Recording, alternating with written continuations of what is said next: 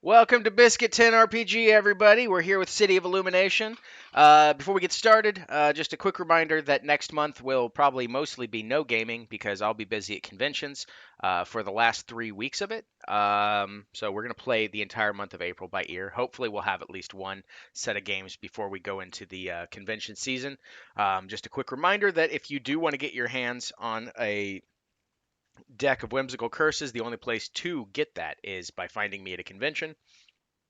Conventions I'll be at in April will be Midwest Game Fest, LPL Con in Lawrence, Kansas, Indie Pop Con up in Indianapolis, and then I'll have another convention after that, Cant Con, which I believe is in July, or yeah, I think it's July. So yeah, keep an eye on that for that, and go to biscuit10rpg.com in order to find dates, information, and about the other content that we have. So without further ado, Mike, take it away. Thanks, John. Let's go ahead and jump right back into his City of Illumination to find where our Sandstormers are at and currently up to.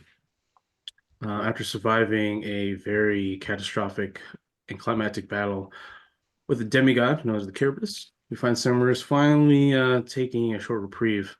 Well, shorter than they expected. So let's go ahead and talk about what happened last week. So session 105.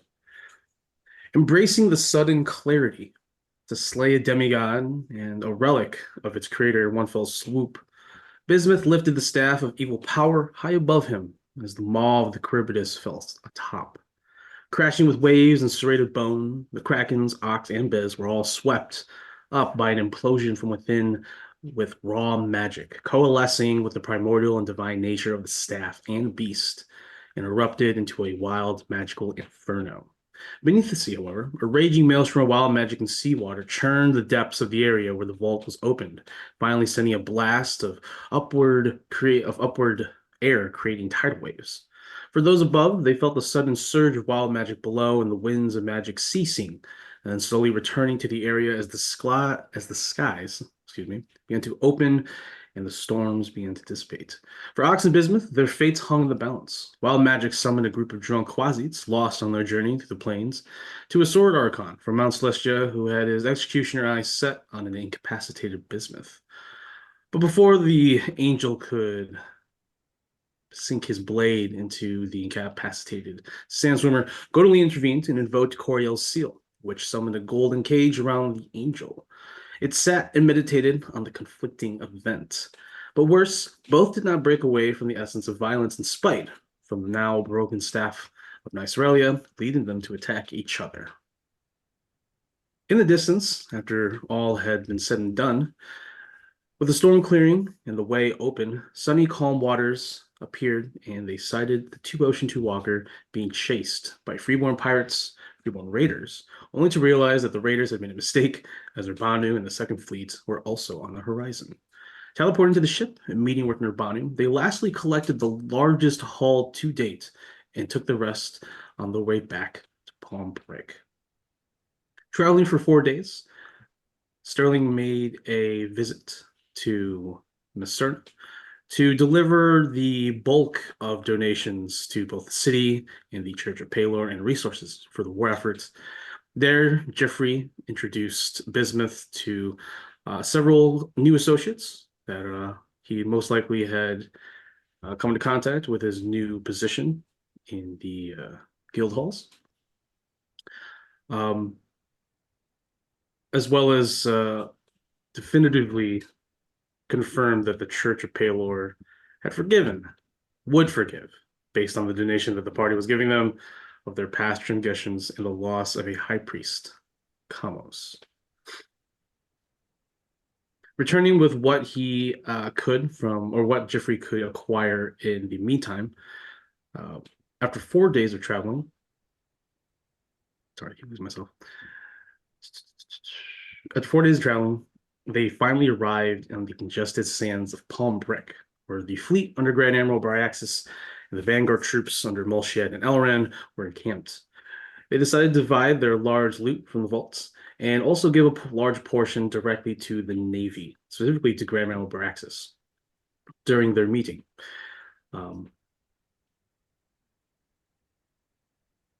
Meeting with the admiral. During that meeting with the admiral and Molshiad, they also met the recently freed Vice Admiral Nikitas, who had led the prior expeditionary force into the Torre Atolls several months ago and was believed to be dead, but um, has been revealed to be only a prisoner here at Palm Brick with still a majority of the expeditionary force.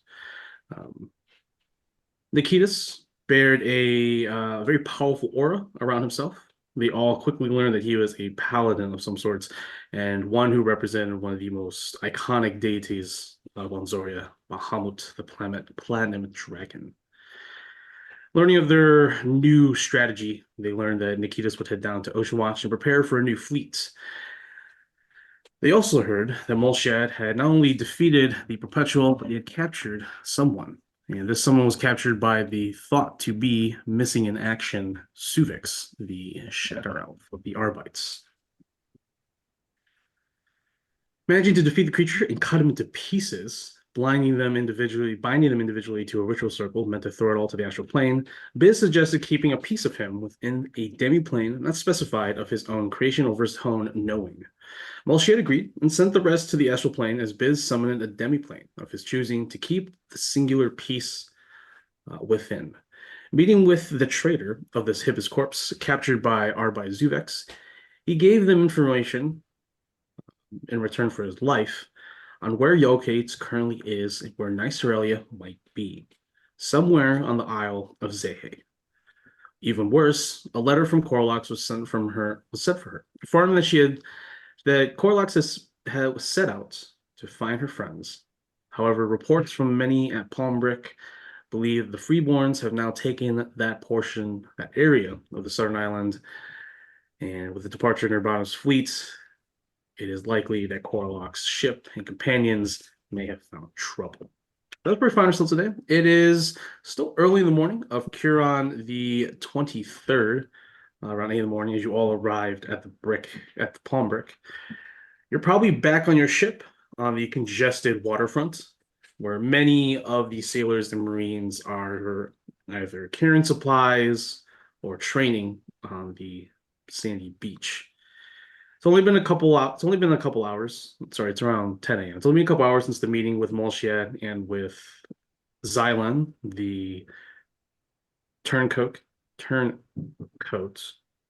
the Hippus Corps, review to you all this very vital information, along with you, Tab, holding the letter still from Corlox, now knowing that the southern seas of Thard Island are exposed to piracy. So it's a beautiful sunny day. It is extremely hot.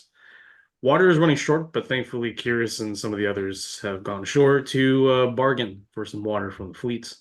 Other than that, Sandstormers, what do you want to do? Okay, so I'm gonna go after Corlox at least. What are you guys planning? Are you coming with me? Are you going to kill something? I think we should probably stick together, at least if we're gonna go for one of the major bases. Yeah, I guess so. I think we should stick together and we can go help him fight whatever Warlocks is dealing with. Yeah, there might be pirates. I hope it's not too bad. I don't want it to die again. Yeah, it's just like, yeah, we also want to see what that book she has in mind for you, Tev. Yeah, the book and the sheet, I think it was also. And she had some stuff too, and some friends that I hope didn't die either, because that would be sad. But yeah, I think we should go and do that then pretty soon before everything goes to hell and Nasrallah escape. So we should be pretty quick with this, I think.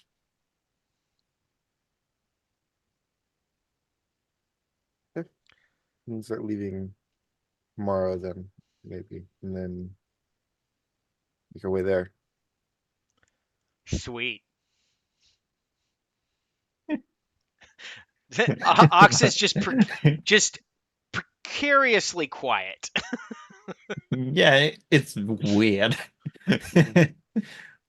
Why is it quiet? You feeling okay, Tab? Jeez.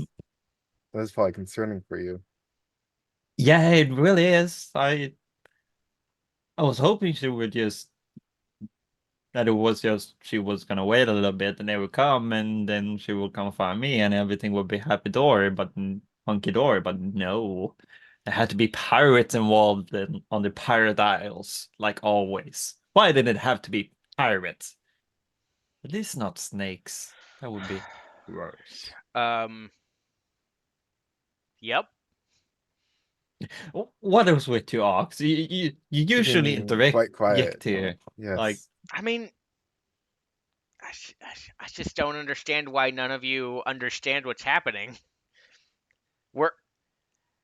Nothing has been easy. Why did you think that Corlox was just gonna be okie dokie?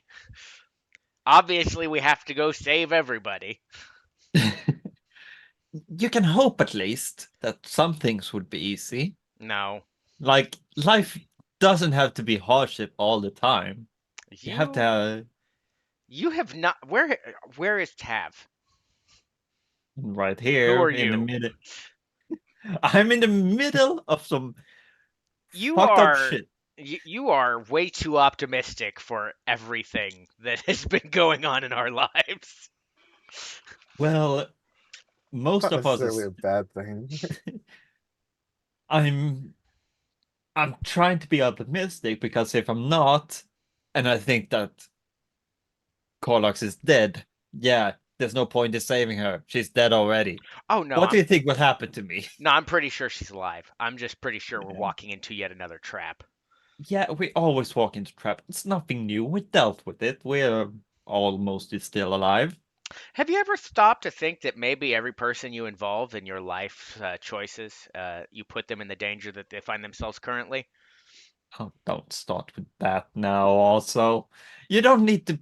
As I just looking back and forth between Kumal and Kiris, who are still made out of stone. Well, they're out of stone now. Oh no, they're they're out not of stone. stone. So I just look at those two, and I'm just like, Everyone's back except for I think I got. except for what's his face, I did Kassan, Ghassan? Laguna, Sue, and Gibby, but I guess it was only on the first day. Yeah. So yeah. this So would have been Kiris. Kassan. Okay. Okay. So Kiris and Kumal are still stone, but yeah, Oh yeah. they will. and- They will eventually. We did the within a scrolls day. on them too.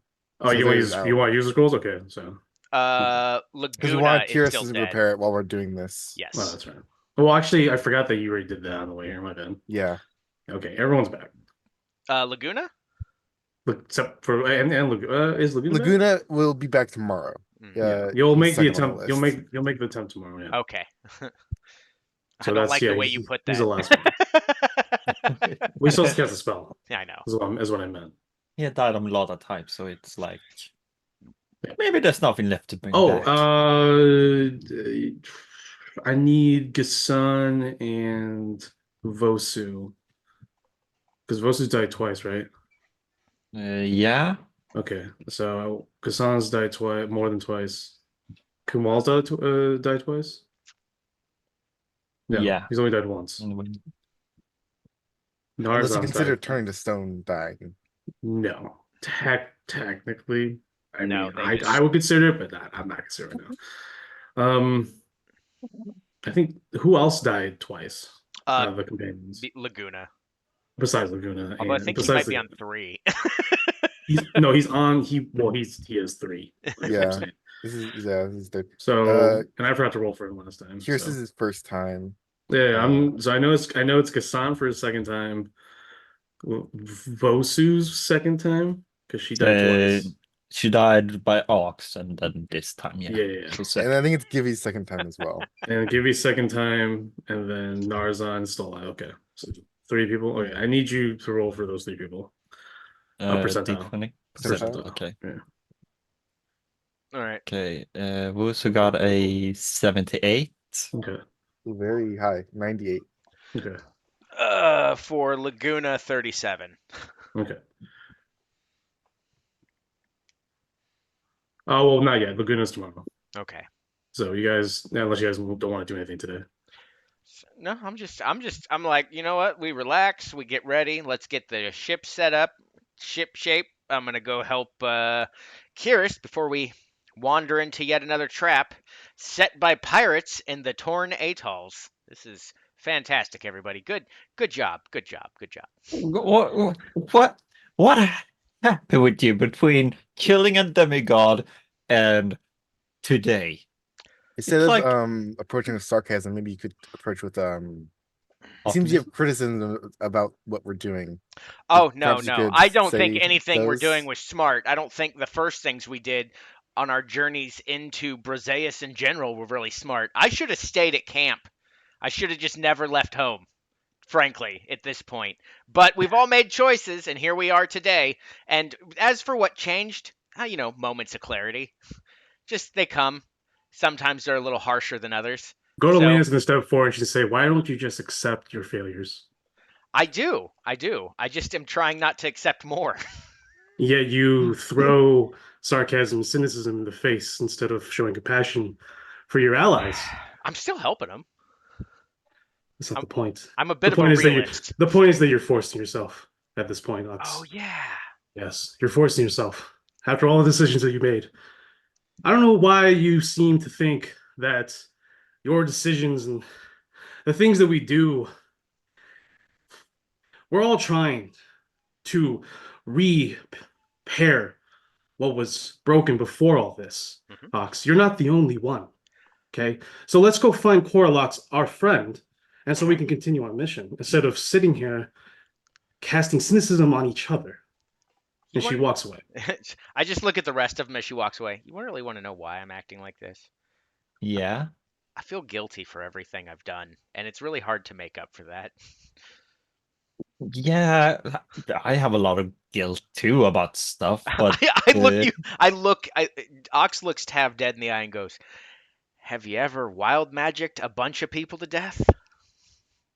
no, Yep. but I've almost killed my mom. I killed I don't know how many people with my choices. Like I gave the year to whatever his fucking name is. I mean, And do you know how many people he killed because of that? I don't want to think about it. Yeah.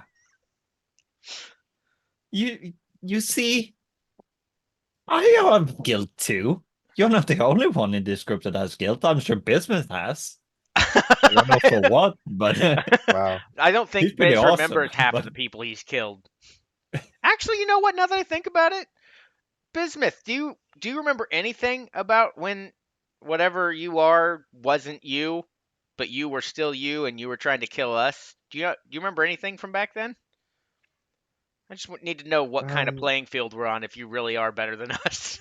Silver's just gonna look at you and says, "He's better than you, Ox, that's for sure." Well, that that's not he saying is much. That's a better, low yeah. bar. That's a real low bar. Says the person who keeps passively aggressively insulting everybody for no Yeah, reason. yeah, yeah.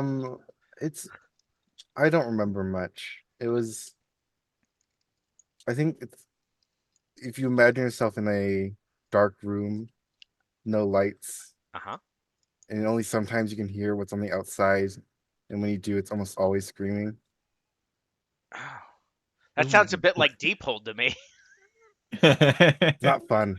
No, no, it And I wasn't. heard plenty of what I did after the fact. That's rough. You know what?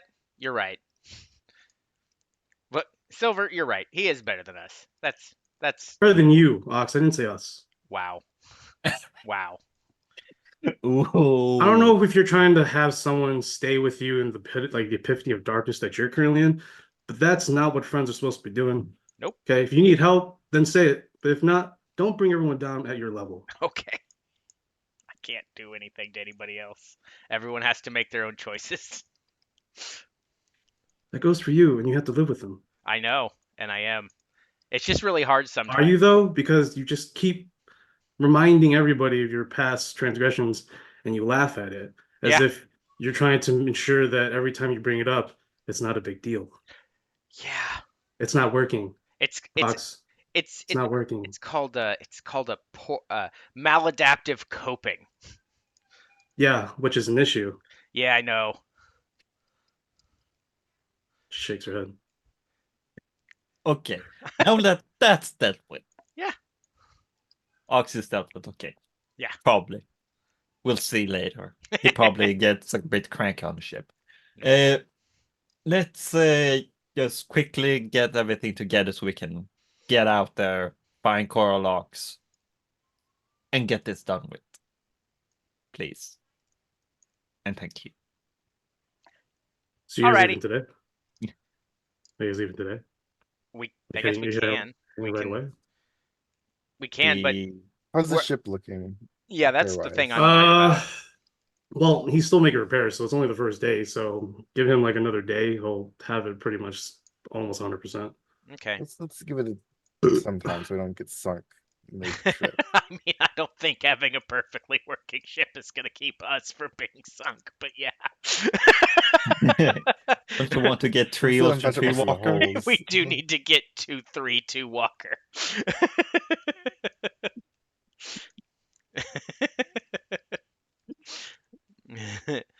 Yeah, Let's give it a rest. Let's give, some time. Have your friends will be fine, and anything that happens to them we can fix. I'm sure. They can take care of she can take care of herself also. She's Sure. pretty strong. Yeah. And Ox, I think most people have forgiven you for what you've done. I think you just need to start working on forgiving yourself.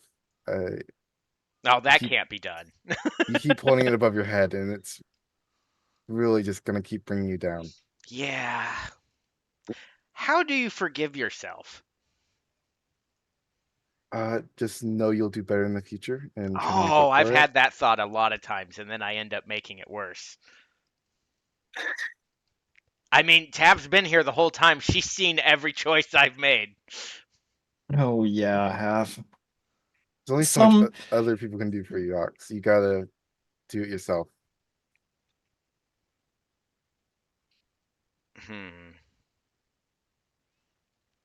I'm gonna go meditate.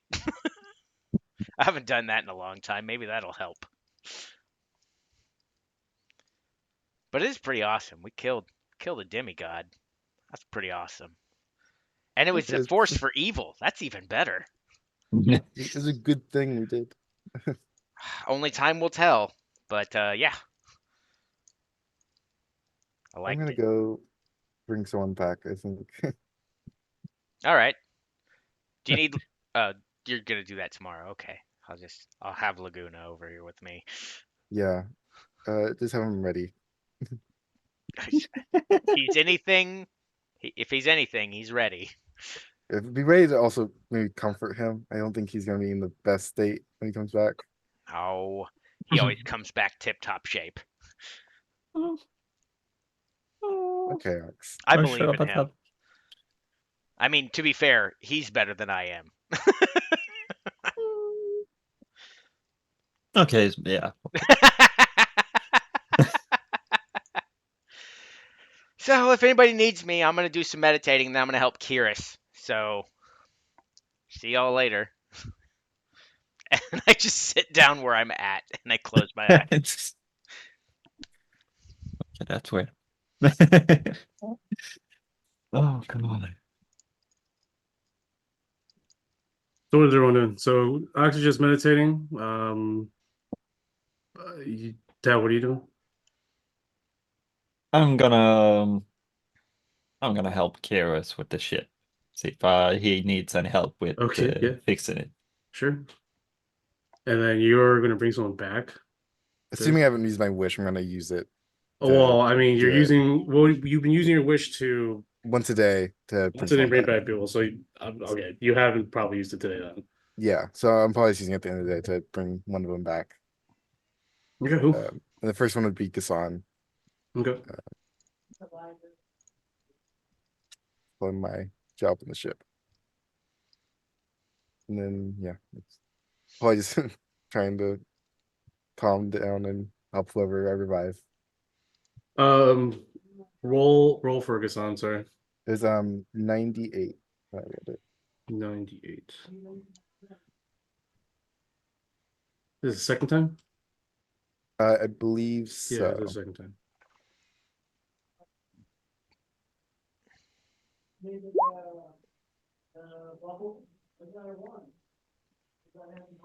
So, what does it look like when you cast resurrection?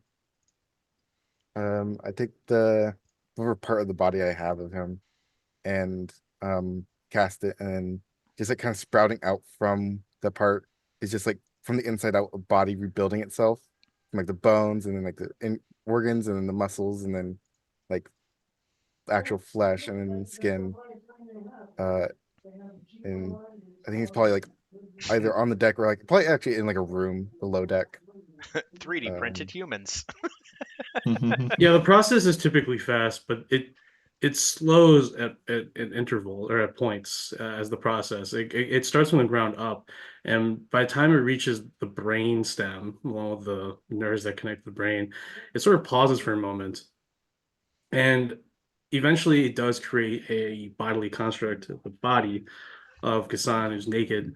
But when it is finished, you try to awake him, but he doesn't awake for like a good 30 seconds until he finally opens his eyes.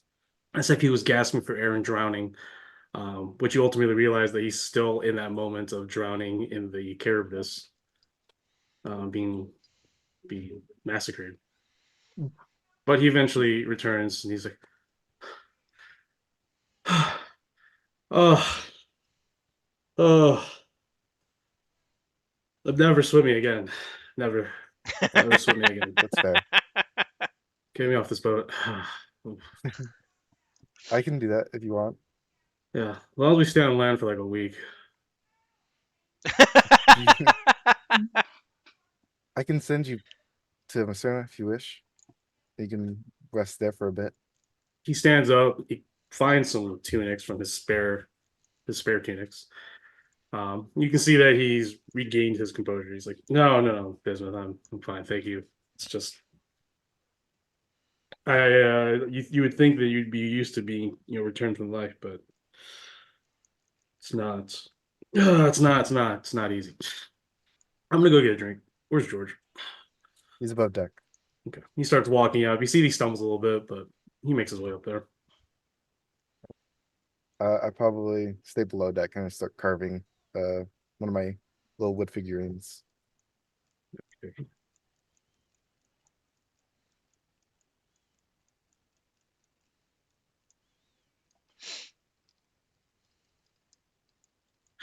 Um, Ox, while you're meditating, where are you at? Wherever we were when we were having that conversation, I haven't So moved. you're probably on the deck of the boat, Yeah. on the two ocean walker. All Mhm. right, so what are you thinking? What is Ox doing while he's meditating? Just- What's this process? This process is literally just like your standard, like, I don't know, Buddhist meditations where you just let thoughts go in and then let them go without like really focusing on them. And he's just kind of working through all of the absolutely horrible things he's done. And just Right. like that's how I don't do that again. All right, all right, very well, very well. It's real dark in here. That's not disconcerting. So you're seeing there a shadow is casted in front of you from the sunlight. Um, do you open your eyes? No, I wait Okay. for someone to speak because it could just be someone standing there. Yeah, that's very true. Go to Lena will speak on this. Ox, what are you doing? I'm reflecting on my past actions. And how's that going? It's dark.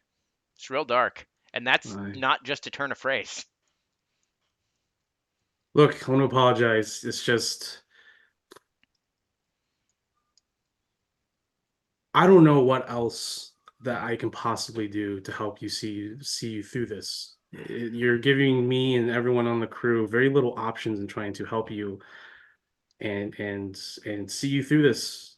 It's I think it's really just acceptance for I'm myself. just I, that is understandable, but your behavior for the past few months has been almost borderline unbearable for many of us. that's fair. It's, He Ox opens his eyes and just looks up and says, "I guess I just need to accept what I am."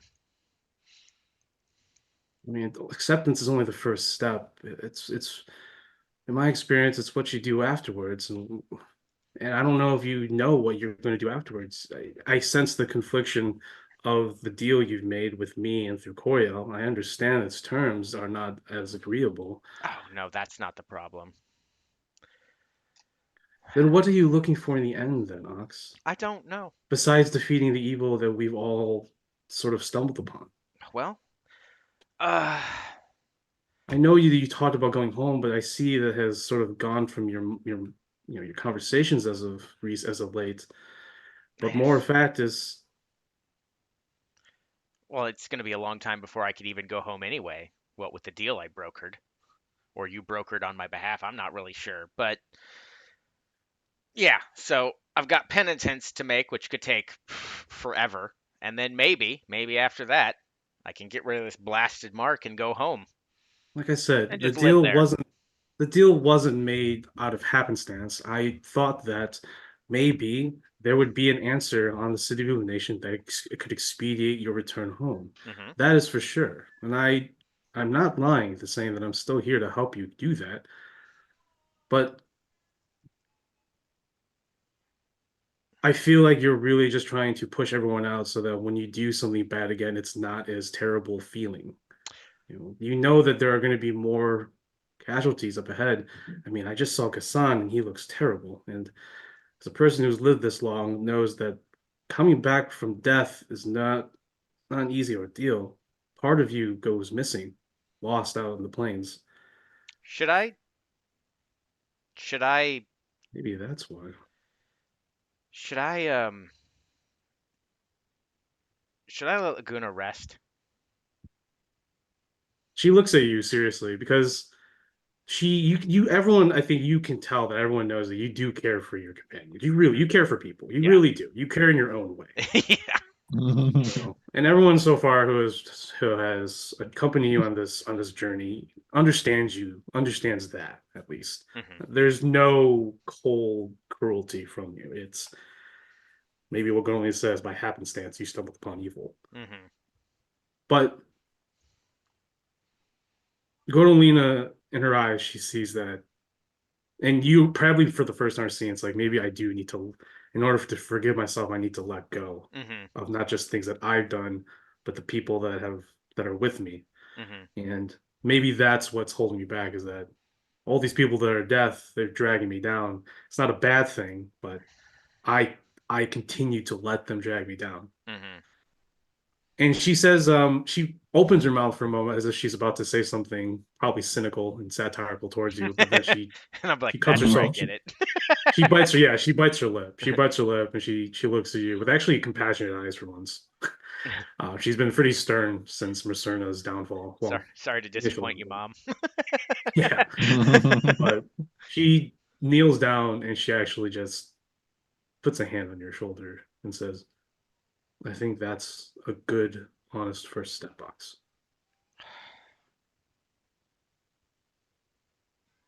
Thanks. Tell the rest of them I'll see them later. Okay. I'm gonna get off the ship and I'm gonna go inland a little bit. She tells you that the hunters and brawlers tend to have arena matches on the sand dune, or on the beach on the far side. So if you want to distract your mind, there are some pretty, she says, worthwhile combatants. But Perfect. you can probably tell that you're probably best in the end. Yeah, just If they do have a fight. in honor of my friend, a going away present, a whipping of asses, as it were. You, with your passive perception, you see that Narzan and Kamal, well, Kamal's still stoned technically. No, Kamal's not. He's No, back. they're back. Kamal and Nuvzan are like on like the other staircase that leads to the hole, and they're just like popping their heads up, Say, waiting. you two, come on. We're gonna fight together, boss. Yeah, in honor of our fallen comrade, who we're gonna let rest in the great halls of warriors. Kamal in his halfling form is like, let's do the tripod again. I don't know what that means, but let's do it. Okay. Rodolina is disturbed. George is also disturbed, as well as Kyrus and Tab. All are disturbed by this tripod formation. Oh god. I look at George. I'm like, George, would you care to come with? At least to pay your respects. He puts his bottle down. I think I will. And Oh. as he walks away, he goes back and grabs the ball.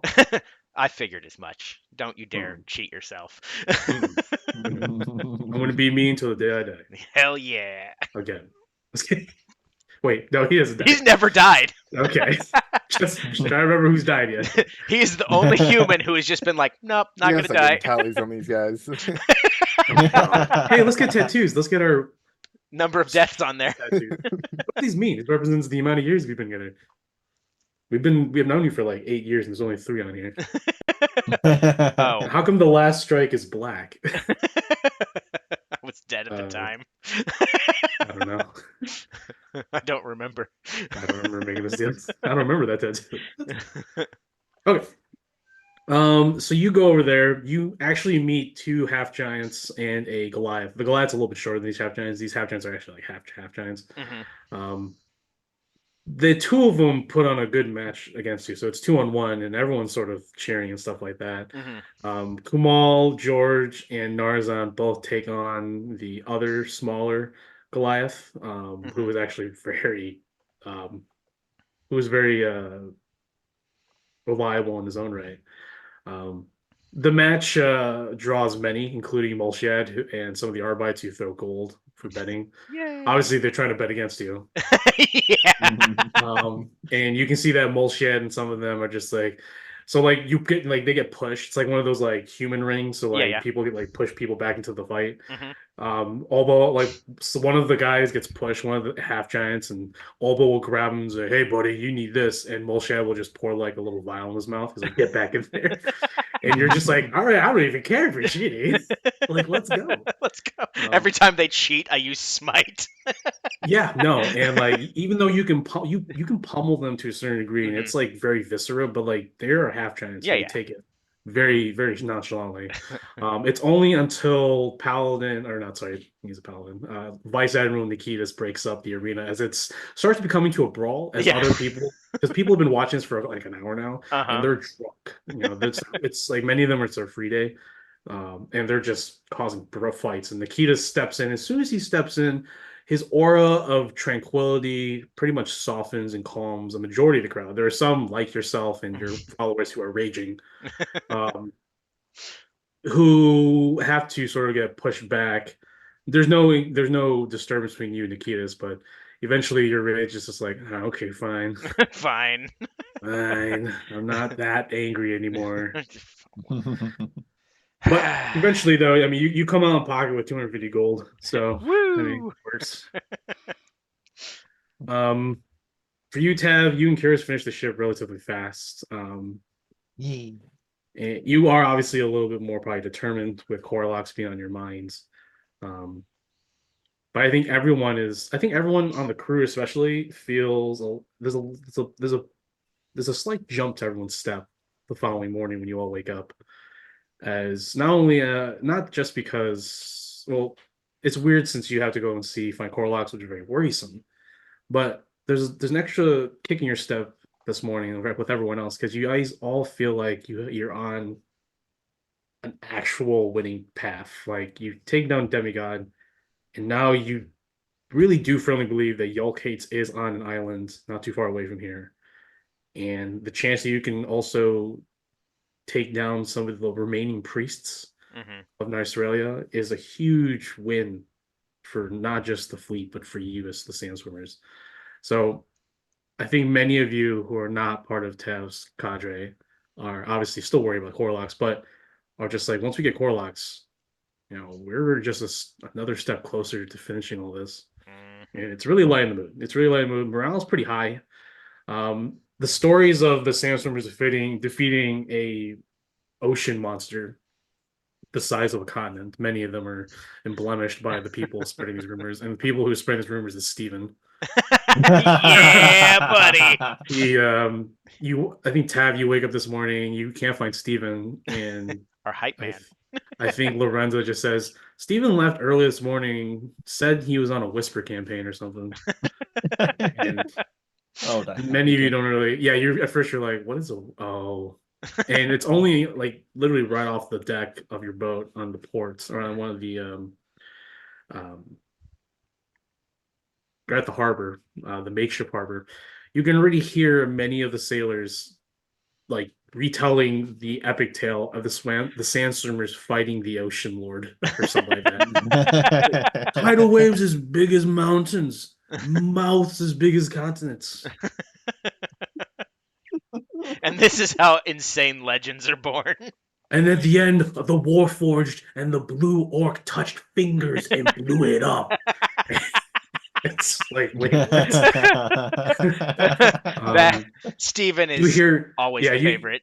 you hear that like Tab with her instrument supremacies because many are now starting to hear that you bear an instrument supremacy. Some of them say that you became a scythe, like a tornado of death, and you like destroyed like 100 ships with your sword. Just like, very highly blemished tales that are spread throughout the camp, and you even hear Olba, the big GIF hippo folk person, the Arbites, and he even tells like, and then Ox ate the arm of 10 krakens. No joke. There was witnesses. He's obviously drunk at like 9 or like 8 in the morning. There's a lot of like just tall tales just being spun. And Steven, you find Steven on next to George at the helm. George is drinking, but he's sort of ignoring whatever Steven's saying. He's just like, yeah, you could say that I'm their manager. And George is like, are you still talking to me, Steven? He's like, wait, you weren't listening? No, I'm still waking up. Drinking. My the gods. I missed you when you were a diorite. It's like, just for that? And he takes a finger and snaps it, and George is like, oh, you son of a. Yeah, you hate that, don't you? Yeah. Just start- Fuck you. You listen to my stories, old man. So much disrespect now that you're a little child. Undead child. Princeling, remember that. What has gotten into this kid? Oh God, what have we done? We've created acceptance. George, so you guys are waking up, probably had breakfast and stuff. George looks at above you from the main, from the ship or the helm. He says, "Are we set sailing, Captain?" Yep. I just turn and the night before I would have buried what was remaining of Laguna, and I just look back in that direction. I nod my head and I'm like, all right, let's shove off. Actually, let's make sure everyone's here first. Now that I think Yeah. about it. Everyone's here. Everyone's here. Everyone's Okay. here. Are you bringing Xylan with you? The traitor. Uh, No, I- Molshed was gonna take him. Molshad's got him. Yeah, most of you do. I just didn't know if you wanted to take him at the last moment. No, No. Okay. I Yeah, don't you want him see. near me. Yeah, you see him like waiting from his cage, and then you see just Molshed come down with like an assortment of like cases, and Xylan's just like. What's going to happen? Bye. I just look. I'm like, I'm pretty sure my passive insight goes, "Oh man, that guy's not gonna like what's about to happen." I just turn around. What did we just do? Yeah, I think I messaged Molshed just like, don't do anything too mean. He's like, "What are you talking about?" I get a vibe. So as you're leaving, you see that Molshed walks up to the window, and Xylan's like a little bit scared, and he pulls up with like these two cases, and he opens them, and he pulls out these little knick-knack little teapots. And you see that he's showing to Xylan. And Xylan's just super confused. He's like, "What?" I mean, that's a pretty color, not gonna lie, but what? He's just sharing his hobbies. Shit, it's not. Oh God, I'm gonna be like that for the next 4 days. It's torture. Worst form. Do you? I'd rather be dead. That would be funny if that's what he tells us the next time. He's like, "Don't, just kill me." Yeah, just please. Please kill me. We're like, all right, yeah. I guess we're on the road again. On the road again. So you make your way down south. So are you on the Torn Atolls map? You guys are heading.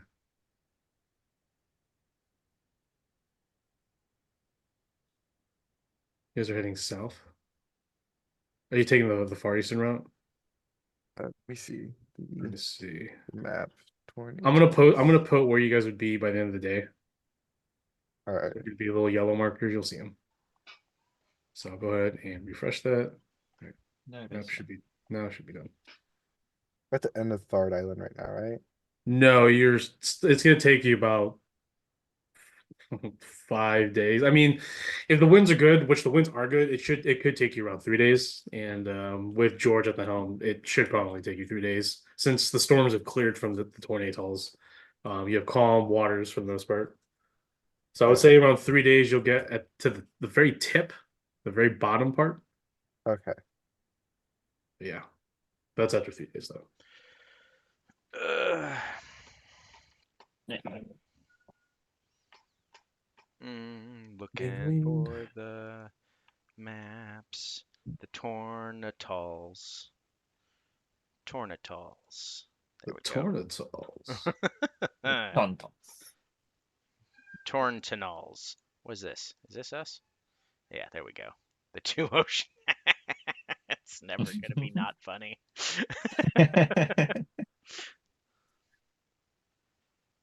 Okay. All What do you right. guys want to do in those 3 days? I mean, I guess eventually there's gonna be a conversation between Biz and Ox about Yeah, probably at Laguna. the end of that day is Sure. probably when I ask him about it. If you guys want, yeah, we can go there. We can do that. So it's a beautiful, bright, half-crescent moon night. It reflects brightly, shimmering off the waters as you're all sort of coasting at this point. Curious and Steven have taken up the night shift this turnaround. All right. I'm just staring off at the water. Yeah, Kamal and Narzan are passed down the deck after drinking and Yeah. fighting. I'm gonna go ahead and use a little bit more of my chalk and pour myself a drink. Sounds good. You're not a good drawer, but the cool thing is even if you make it, you can make it as close as you can with your skills, and it reforms into like a very simplistic drawing of what it should be, and it Nice. still pours for you. So you're just like, Perfect. haha, I'm super drunk, but I can still get drunk, Earth.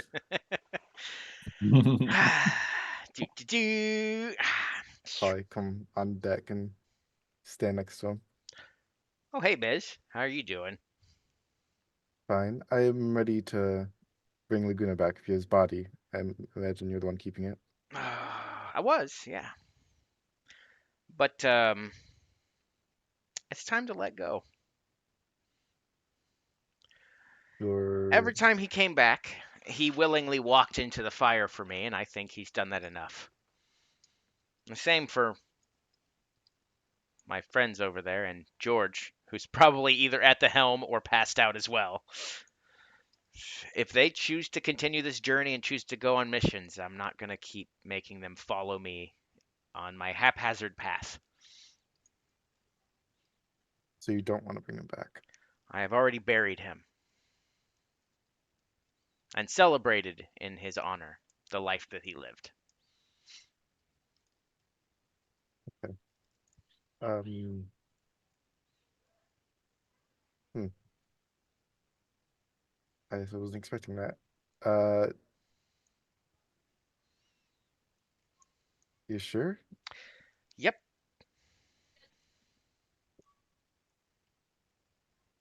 Okay. Um. Sometimes you have to accept how things turn out. And that includes me. If I fall, don't bring me back. You don't want to come back. No. I know. I don't wish to disrespect your wishes, but you know what you'll be leaving behind, right? Well, I guess suppose. Once this is all done, how about that?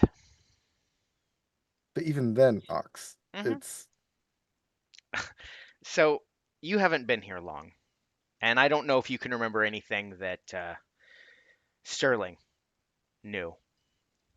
but I've made a lot of bad choices, a lot of rash and impulsive decisions. And if solving all of these problems results in my death, that'll be enough redemption for me. If Coriel chooses to bring me back in order to fulfill my contract, that is on Coriel. But I'm not going to force my burden on others. Not, listen, this was your choice, but a lot of people here care about you. You get that, right? Oh, I I know a get lot it. of them act like they hate you because of what you've done, but they do actually care. No, I'm They aware of wouldn't, that. they wouldn't try to help you and try to talk to you if they didn't. Oh, I'm aware. I'm aware.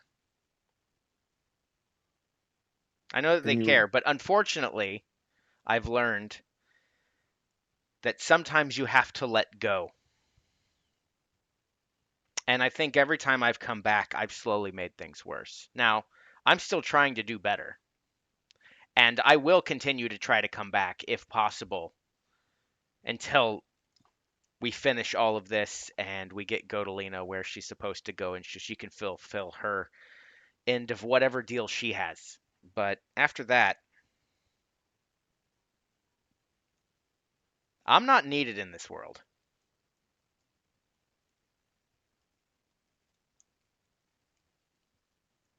My preference is to go home, but that's going to be a while.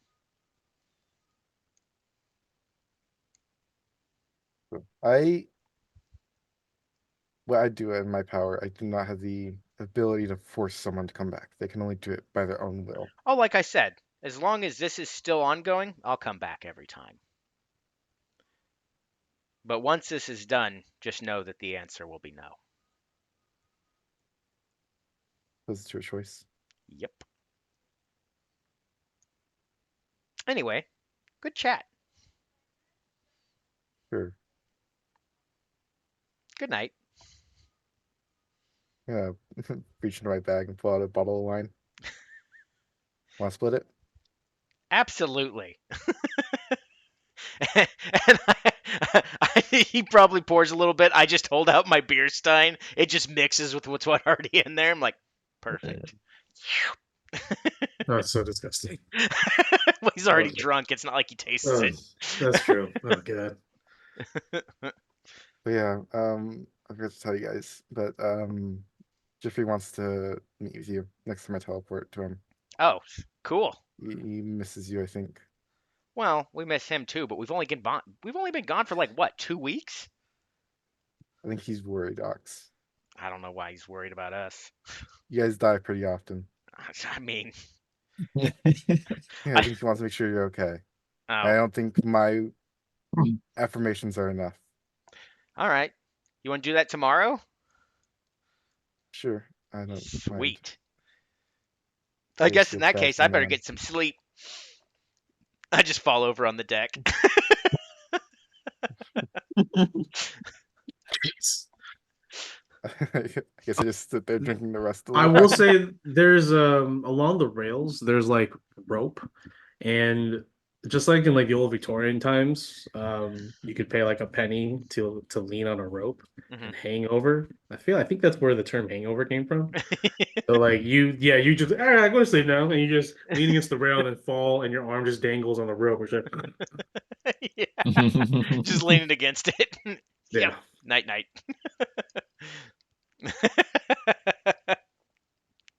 Perfect. All right. I'm picking some spells real quick. I'm selecting spells. I should see what I've got as a paladin, quote unquote. I wish I could pick spells. Hey, you could have been a wizard, Yeah, I guess it could have. but no. Oh, Just I'm gonna made be more a sorcerer. sense. Yeah, did mean thematically make more sense. Though it would have been funny if Sterling just came back as a wizard. Like, ha! Wait, what? It's just Sterling back as a Yeah. wizard. I'm back. I'm back, baby. And I did am. it. I did it. All I had to do was die. They respawn as a new class. All right, give me 1 second. Everyone level up, right?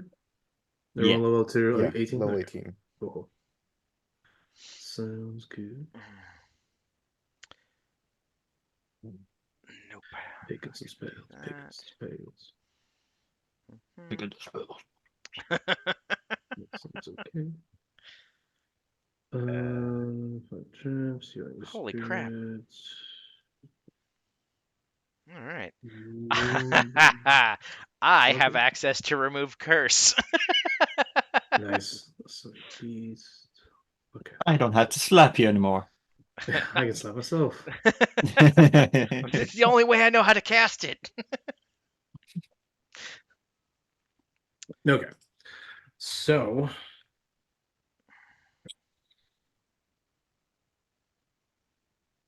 after 3 days of travel, you make your way around as you're currently making your way around the Horn of Thard Islands. You probably stopped at Ocean Watch for a brief moment, or along the coast near Ocean Watch, where you get reports from the Marines there and some of the mercenaries from Elrond stationed there that there has been sightings of another Iron Bulwark fleet, another makeshift freeborn fleet of ships that have been salvaged and have been hastily repaired. Typically, will always outnumber you, but they are weaker in comparison.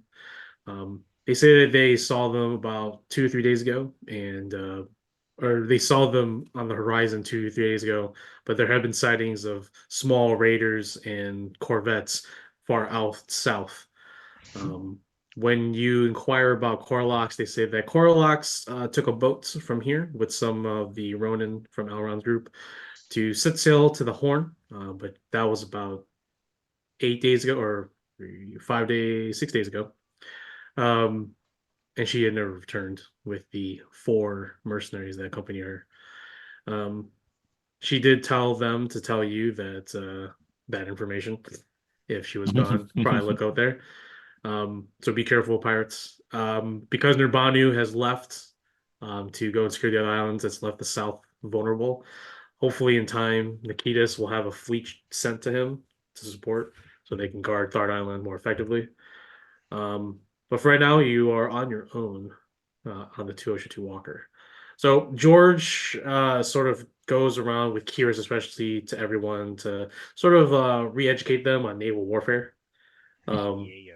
Show them like this is port side, this is starboard, reminding everybody what's left and what's right, what's the back, what's the front. Um, Are there any ports with which we can attach cannons? no, but there is a ballista that Kyrus did thankfully acquire about 10 bolts from the main fleet up at Palm Brick. So you have Nice. 10 bolts. Kyrus is pretty much the only one that knows how to use it, so but he can slowly train anyone else that wishes to know how to use it and load it. Um, but George just sort of reminds everybody that like we're gonna probably try to avoid kind of as much as possible. But if it comes down to it, he says that those that have the ability to fly would be very advantageous. But if all else fails, I mean, Ox and the barbarians can just go on over and board them. Um, the 202 Walker is a second-rate ship, I believe. It's a caravel. It's quite sturdy. It is pretty big. But it doesn't have any reinforcements. Like I said, it was a freeborn ship that you took, so it's not in the best condition. Though it was repaired very well. It's not at its base, its foundation, a mighty war vessel, unlike the fleets who have inner platings like iron platings, iron support beams, actual artillery pieces on the ships, the bigger ships like this. But with that, George asks everyone to keep on the lookout for small groupings of ships, like smaller ships. The Karak or the 202 Walker can handle those, especially with the fighters that we have on the ship.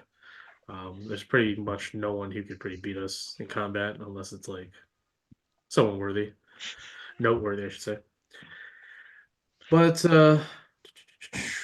you guys make your way around the Horn, and you don't really find anything. You don't find clues on the shores, and so George decides to pull out further into the southern seas that leads back to the mainland. I need everyone to go ahead and make perception checks to look for any clues or evidences, maybe debris or ruined ships, wreckage. 18. 18. Okay.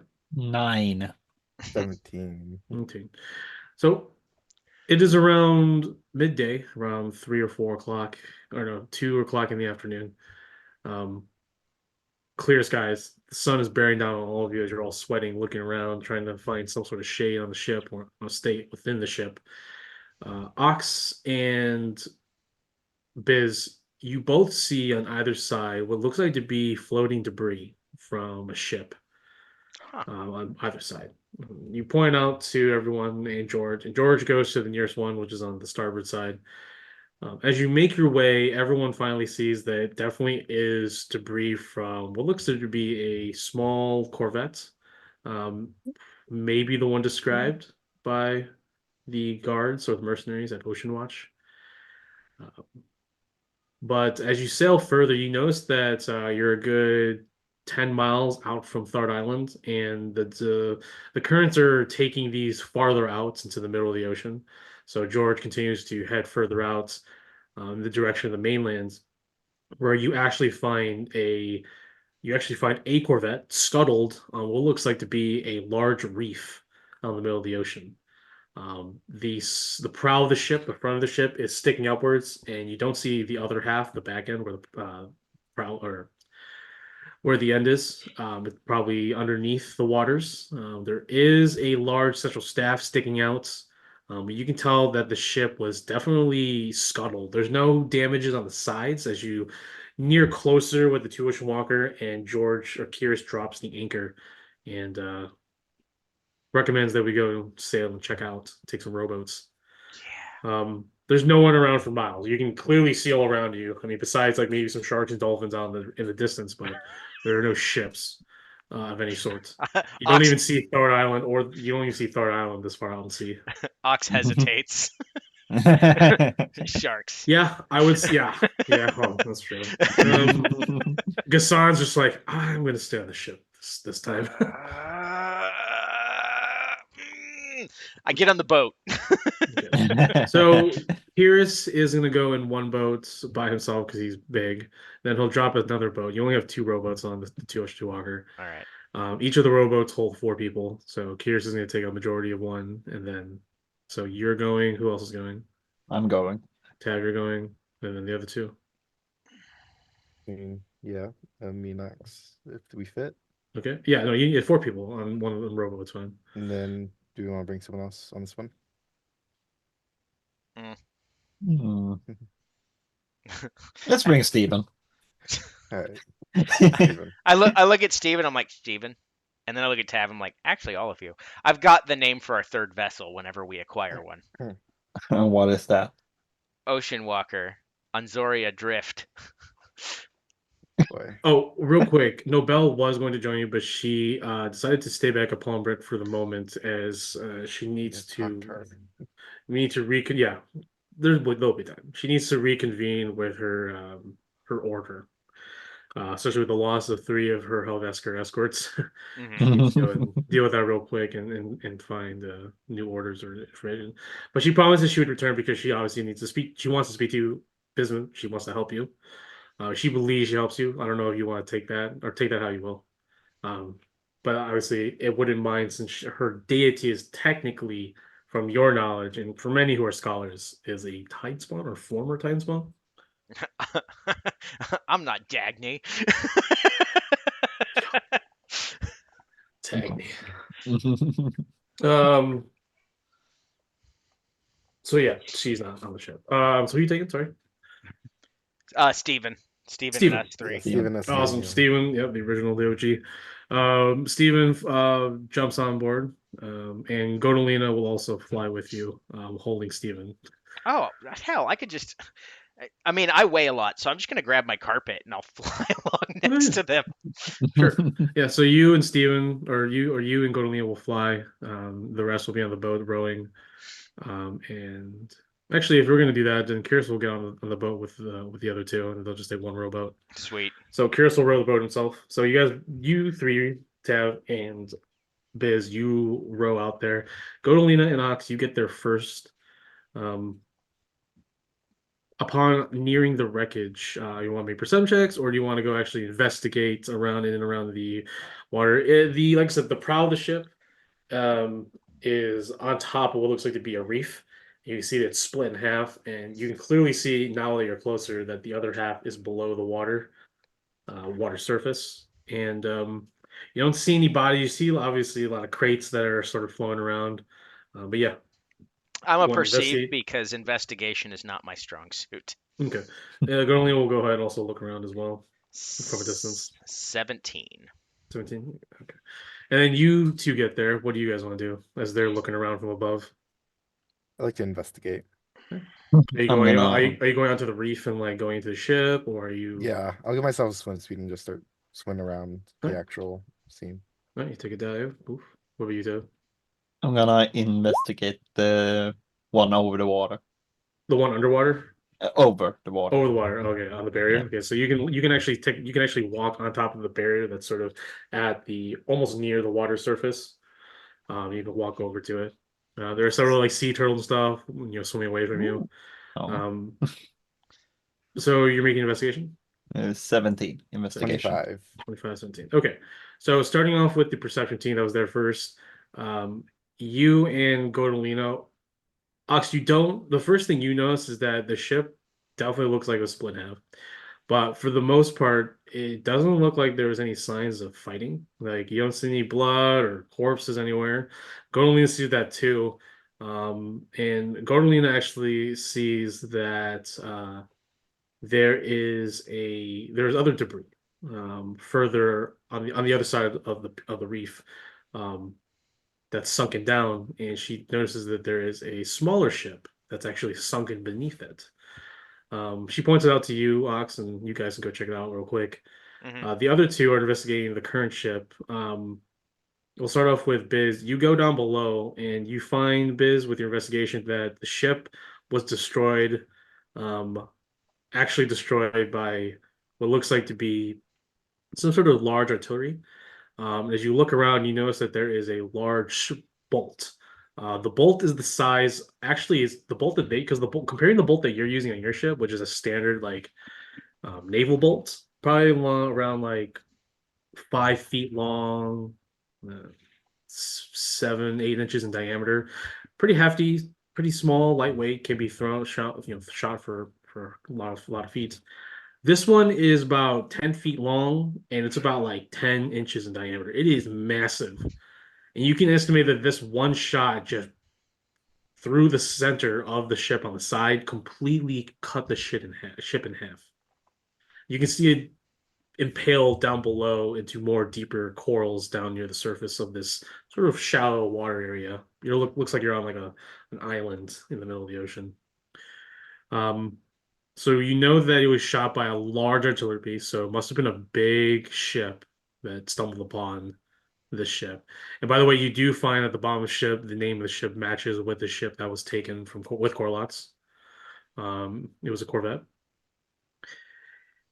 You swim through some of the rooms, and you can see that you can only tell that nothing was taken. The only thing that's not here are people. Um, above ground on the prow, there are where the bathroom is, exposed hull. Obviously, a lot of cargo has been left, and you can notice, Tab, that a lot of the cargo are written in the language of Ducient from the Principality. Um, it's basically French. It's basically French, like a High French and stuff like that. Maybe some Frankish in there, but it is regal as Ducient is. Always there for the fashion and the aesthetics. A lot of purple, a lot of bright colors, all silks, all expensive. You know that Coralox's companions were coming from the Principality Ducients. They're probably rich, gaudy, gonna have fine clothes and gear. Um, it's a shame that a lot of this is wrecked now, but none of it looks like it was stolen. You see the damage, definitely from some sort of battle, but there's no scar marks. Like, more importantly, you find actually a safe box that has Coralox's name on it. It has a Ooh. lock. It looks like a magical lock. You can see that there's some minor magical runes on it, but it's about the size of like a foot locker. Hmm. But yeah, it's pretty gaudy. It's very ostentatious. Of Looks like course. a very, very let's see. I'm thinking pre-French Revolution type of like art style, and furniture of the French nobility, like stuff that you would find at Versailles, the peak, before the revolution. It looks like that. There's a lot of like intricate drawings of like angels and bards and cherubims. Cherubims are angel babies, um, with trumpets and stuff. Very gaudy. You're just like, man, Coralox, has a taste, but it's too much.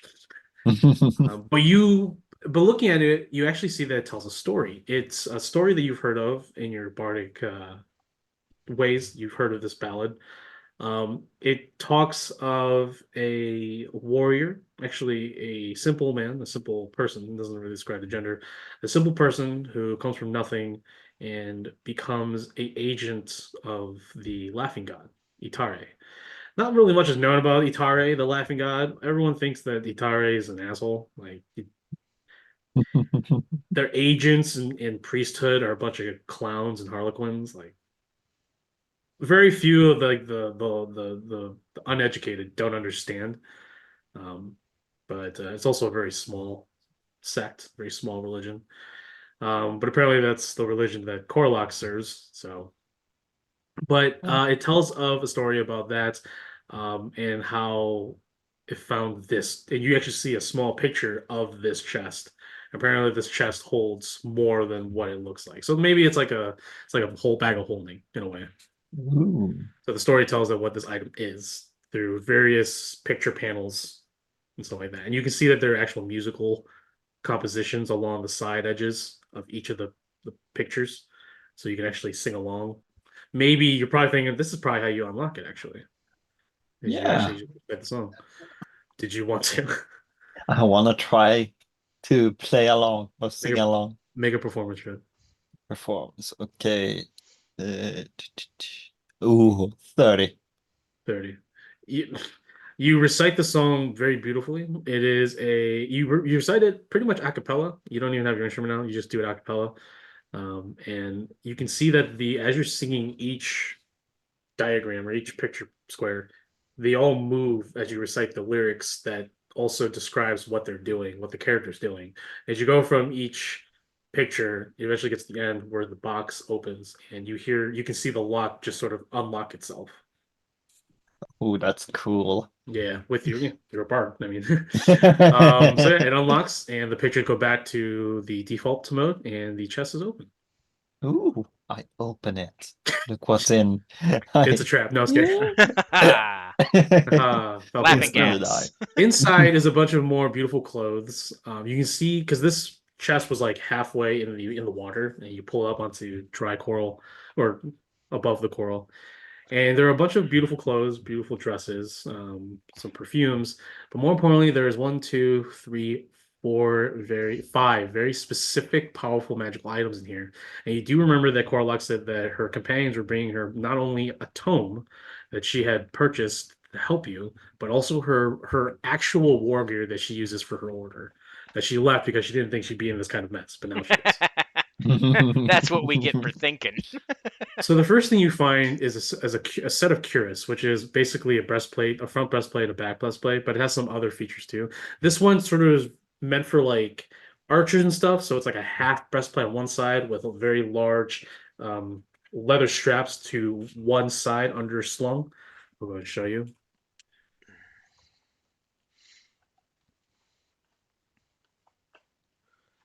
Oh. You also find a beautiful set of adamantine or mithril greaves. Ooh.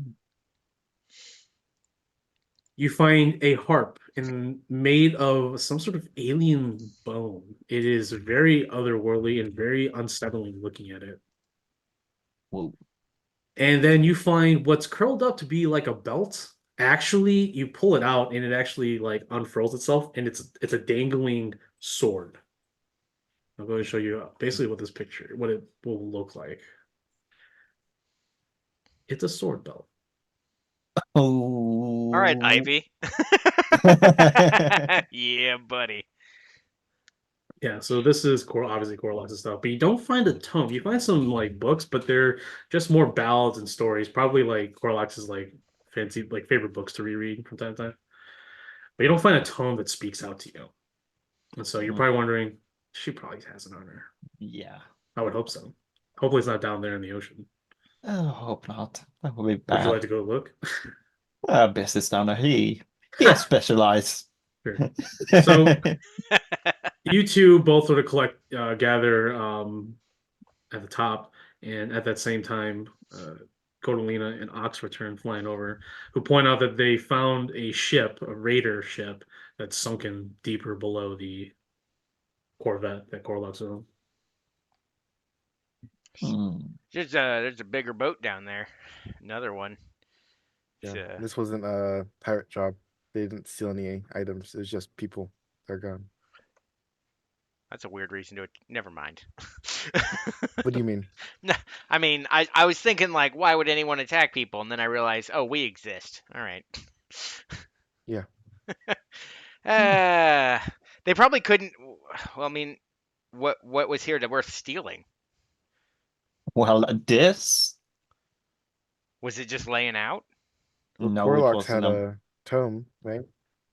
It wasn't in her box, at least. But Not only that, but Biz, you find that the people that were probably like companions of, or not companions, I'm sorry, I really mixed this up. This is the ship of Corlys' companions. The other ship is probably not a raider, it's the Corvette. I'm sorry, I messed up. It's all good. Yes. Yes. So this is a Ducient ship that you're on that's broken. I'm sorry. And so there is one. The Ducients don't are not slouches to aesthetics, and the ship is very gaudy. There is actually like 18 karat gold or like gilded metal everywhere. Like it's gaudy. The architecture is very Victorian. Um, very freaking Marie Antoinette Versailles type stuff. But there is a lot of gold. There's a lot of gold, and you know that these Ducient fellows probably have money on them, and they're bards too. But there's a lot of stuff that was left behind that is way worth more value than the lives of the people that were on. There's personal items, personal effects that are worth some. There's pearl necklaces, diamonds, a lot of treasure, loots technically on the ship. Just the people are gone. Yeah. You think it was So- ghosts? I think it was Ghost that shot a 10-foot long, uh, spear through the ship. Piers says, did you investigate the bolt? It's quite a Uh, big bolt. Yeah, I looked at it. It was it's twice as large as the one we have on our ship. So it seems to be Here's what how took it he asked how deep it is, and you tell him he's gonna go ahead and take a dip down to see if he can bring it up. He can breathe underwater because he's got that sweet helmet. Yeah, so he returns with the massive, and he's carrying it on his shoulders. And he throws it on the land, like this little sandbar that's exposed from the low tide, and instinctively you all see foul writing, foul writings in like dark blue, like dark purple and white, but also like what was like a probably black and iridescent coral is now taken a white color because when corals die, they turn white, they bleach. And you can automatically sense that this is nice Cerulean work. Ah, wonder what she's got a bee in her bonnet about. I don't know. Hey, we kill a kid. I don't Who remember knows? that. You hear a call from the Two Ocean Two Walker. It's George yelling. He says, "Oi! There's a ship on the horizon to the starboard side." I hop on the carpet and I'm like, well, time to go. I start flying back. Yeah, Okay, that's- go to Leo. yeah, We'll head no. back to. I'll start swimming back. Oh, you get about the. Oh, are you technically Yeah, probably swim swim speed. faster. Yeah. Yeah, 60 feet around. So Curious will be the last one bad, but Ox and Godolina, Taff, are you flying there too, or Uh, are you just gonna take the boat back? I'm gonna take the boat. Okay, so Godolina and Ox, you get back there, and everyone's on the starboard side looking onward the horizon, and you actually all see what looks like to be a battered scout ship for the Navy, the Federation Navy. Hmm. Very battered. You can see that its main mast is missing, and you can see that they're using these. Basically, they tied a bunch of oars together to make longer oars. So they're just trying to. It looks like their boat has been basically floating aimlessly, and luckily they found you guys. You can see that it's a small little skiff, not skiff. Maybe like a smaller version of a cutter, Hmm. very lean but a lot smaller, like a proper sailboat. It has one mast, and that mast is broken, so it's pretty much dead in the water. But the waves are sort of pushing it towards the reef, probably because of the currents. So they call out to you. You can see that they look like were in battle. You see that they have injured on the main deck. They also see a couple of bodies that are covered up in blankets, probably signifying that they are deceased. You see all of them like, oh, hey, oh, that's a pirate ship. Wait,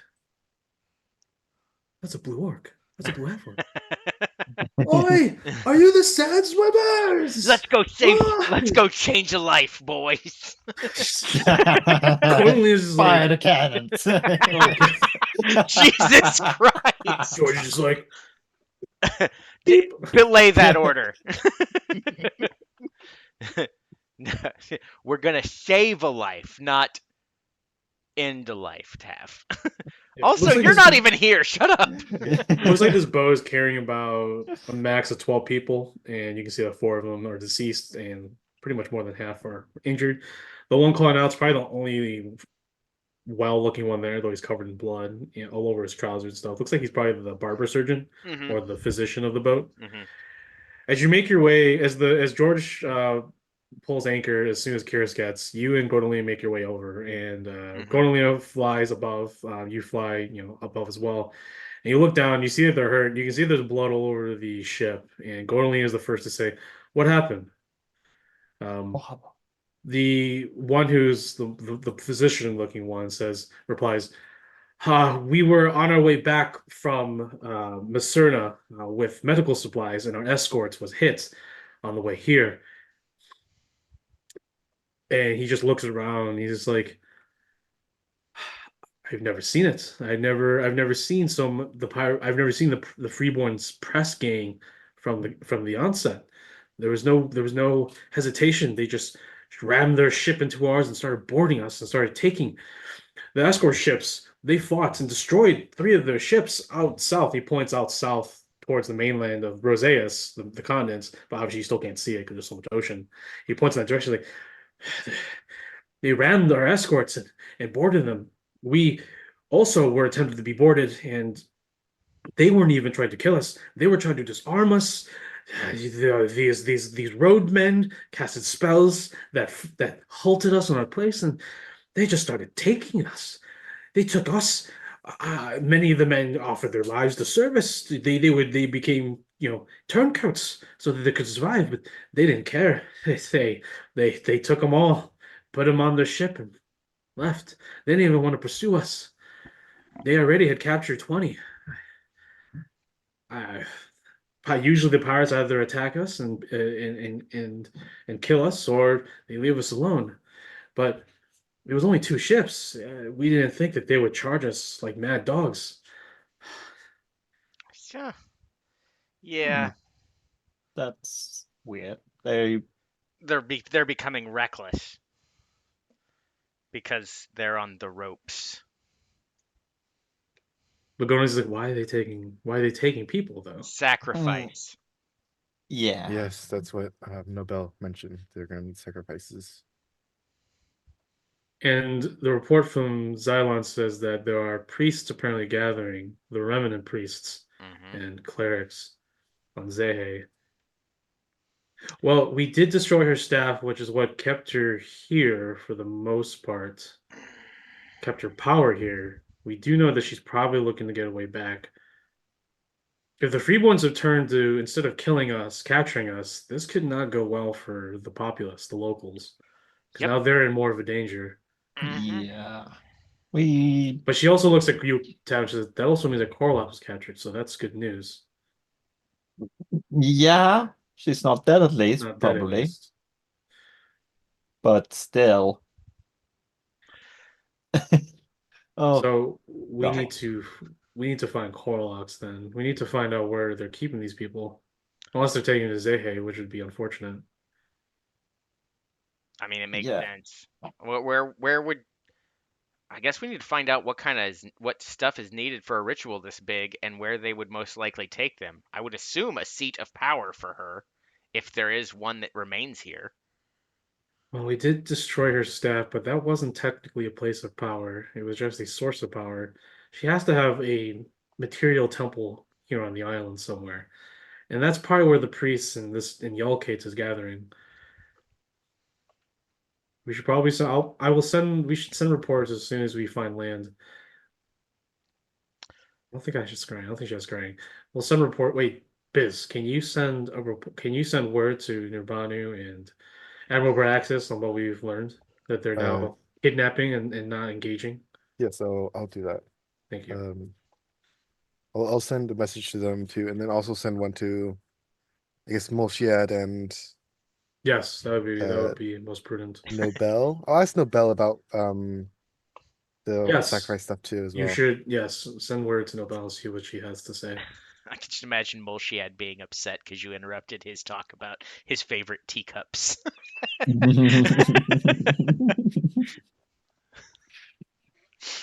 So what's the party want to do now? I guess we're gonna head back because there's nothing here, except for destroyed ships. I mean, if there's any like extra material, I think it's high time we made a flag. Why is that your... Well, We we're on have... a ship. We can't do anything else other than go towards where we're headed. While we're there, we might as well be productive. Okay. Does anybody here know how to draw? God. mean, I have some artistic skill, I suppose. Oh but man, can you put on this cloth a goblin swimming in the sand? you can try. Perfect. Okay. Where are we headed? Are we just heading back to Palm Brick, or are we going to another island to? Well, I think right now we're just headed back towards the islands in general, and then while we kind of put everything together, maybe we can reach back out and see if there's a particular area we should be going. Maybe Nobel will have some information about where this temple thing is, and we can just go there. So sending the message, you're sending a scrying or you're sending a message? Or you're sending I'm scrying? doing Not sending. scrying. You're sending sending. Yes. So you're sending one to Nirbanu first? Nirbanu first? Ubanu, and then What do you tell Nirbanu? um Reborns taking people for sacrifices. Unclear where. May start taking civilians. Magic bolts that can take down ships as well. Okay. After about a minute, she responds saying, "Understood. There have been various reports on kidnappings, not only on the coasts, but on Marines and sailors on shore leave that stray too far away from camps." She tells you lastly that she has taken her fleet. Her fleet is currently near the eye of the storm where you guys were last at, where the temple is, and that she's engaging new freeborn fleets in the area. Okay. And then I think I'll send this just like basically the same message to the other like general and Ad- who was Grand Admiral Braxis. Admiral Braxis, yeah. All right, Braxis. He responds saying that it would be prudent since you're already out there to start looking for any freeborn ships and maybe commandeer one or capture one and gain information to help you on your search. He also tells you that there have been sporadic reports freeborn ships hitting supply lines. They're not even going for naval targets or military targets. They're going for supply ships, and they're ramming their ships, destroying the ships, and only taking people.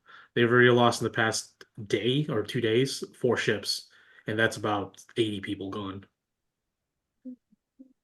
We're feeding all this to everyone, so everyone Yeah. has the information. Yeah, yeah. So it's increased steadily in the past 3 days. It's increased the severity and the occurrences of these strikes on non-naval non-combatants because they're the most vulnerable, and there's more of them. And I guess I'll just send the same thing to Molshiad as No. well. Okay, Moshe is just like, very good. I mean, that's terrible. Sorry. About what I Fucking expected. asshole. He tells you that he's taking his Vanguard army, the Vanguard fleet. He was given an order to head to Zehe. But he's gonna, if you need the fleet, the Corvette, the Vanguard fleet, it has like 4 Drows, 2 Corvettes. Let him know so he can send Elran. But other than that, he's gonna be heading to Zehe. Apparently from Bryax's orders, but he also has apparently you can assume that he has plans of his own. And then, And you're set to Nobel. yeah, I'll use some sorcery points to send a message to Nobel. It's okay. I'll say this one because I need to add some stuff. Freeborn taking hostages for sacrifice. Unclear where they're taking them. To Zehe? Question mark. Question mark. Yeah, sorry. Any other info on ritual? It takes about 3 minutes until she responds, and she replies saying, "I'm not sure about the specifics on the ritual, but that the use of blood ritual sacrificing is not uncommon with Australia. It's just going to require a lot, and she's going to need a place that has magical affinity." Um, she asks, "Have you heard of do you know what a piece of Anzoria is?" I have encountered it before. You have. Yes. Then you must have some knowledge that it is a very important part of the world that we live on. Make an Arcana check. I don't remember if you made one before.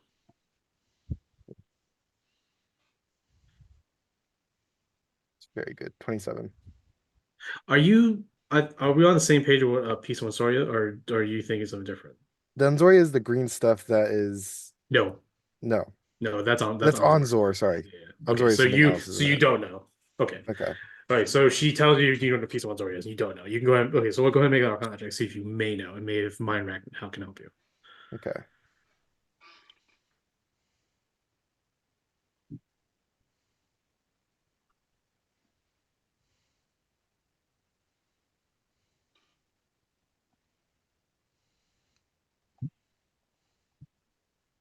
What'd you get?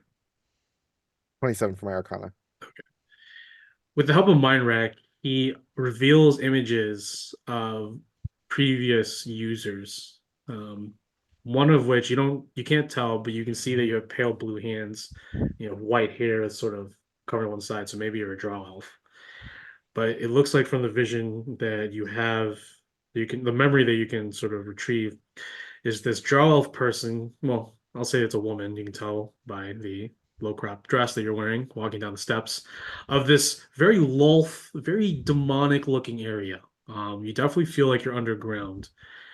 But in the center of this place, resonating with profound magic, the winds of magic the winds of magic are calm, yet are substantially more powerful in this direct area that surrounds this large monolith, a stone as tall as a small tavern, or as tall as a inner city tavern, double story, 2 stories tall. It is wreathed in what looks like to be carved lightning, and it resonates both a blue and a vibrant green at the base of the stone. The person that you're seeing, obviously, you can tell, you can see the shard exposed in the chest, and as it gets closer, you can feel, as this drow elf woman, the massive monolith uh, pulsate in unison with the shard. And you don't hear it, you just feel the information, and it just sort of regurgitates into your mind for you to understand. Is that pieces of Enzoria, unknown to most, are considered the ley lines of this world.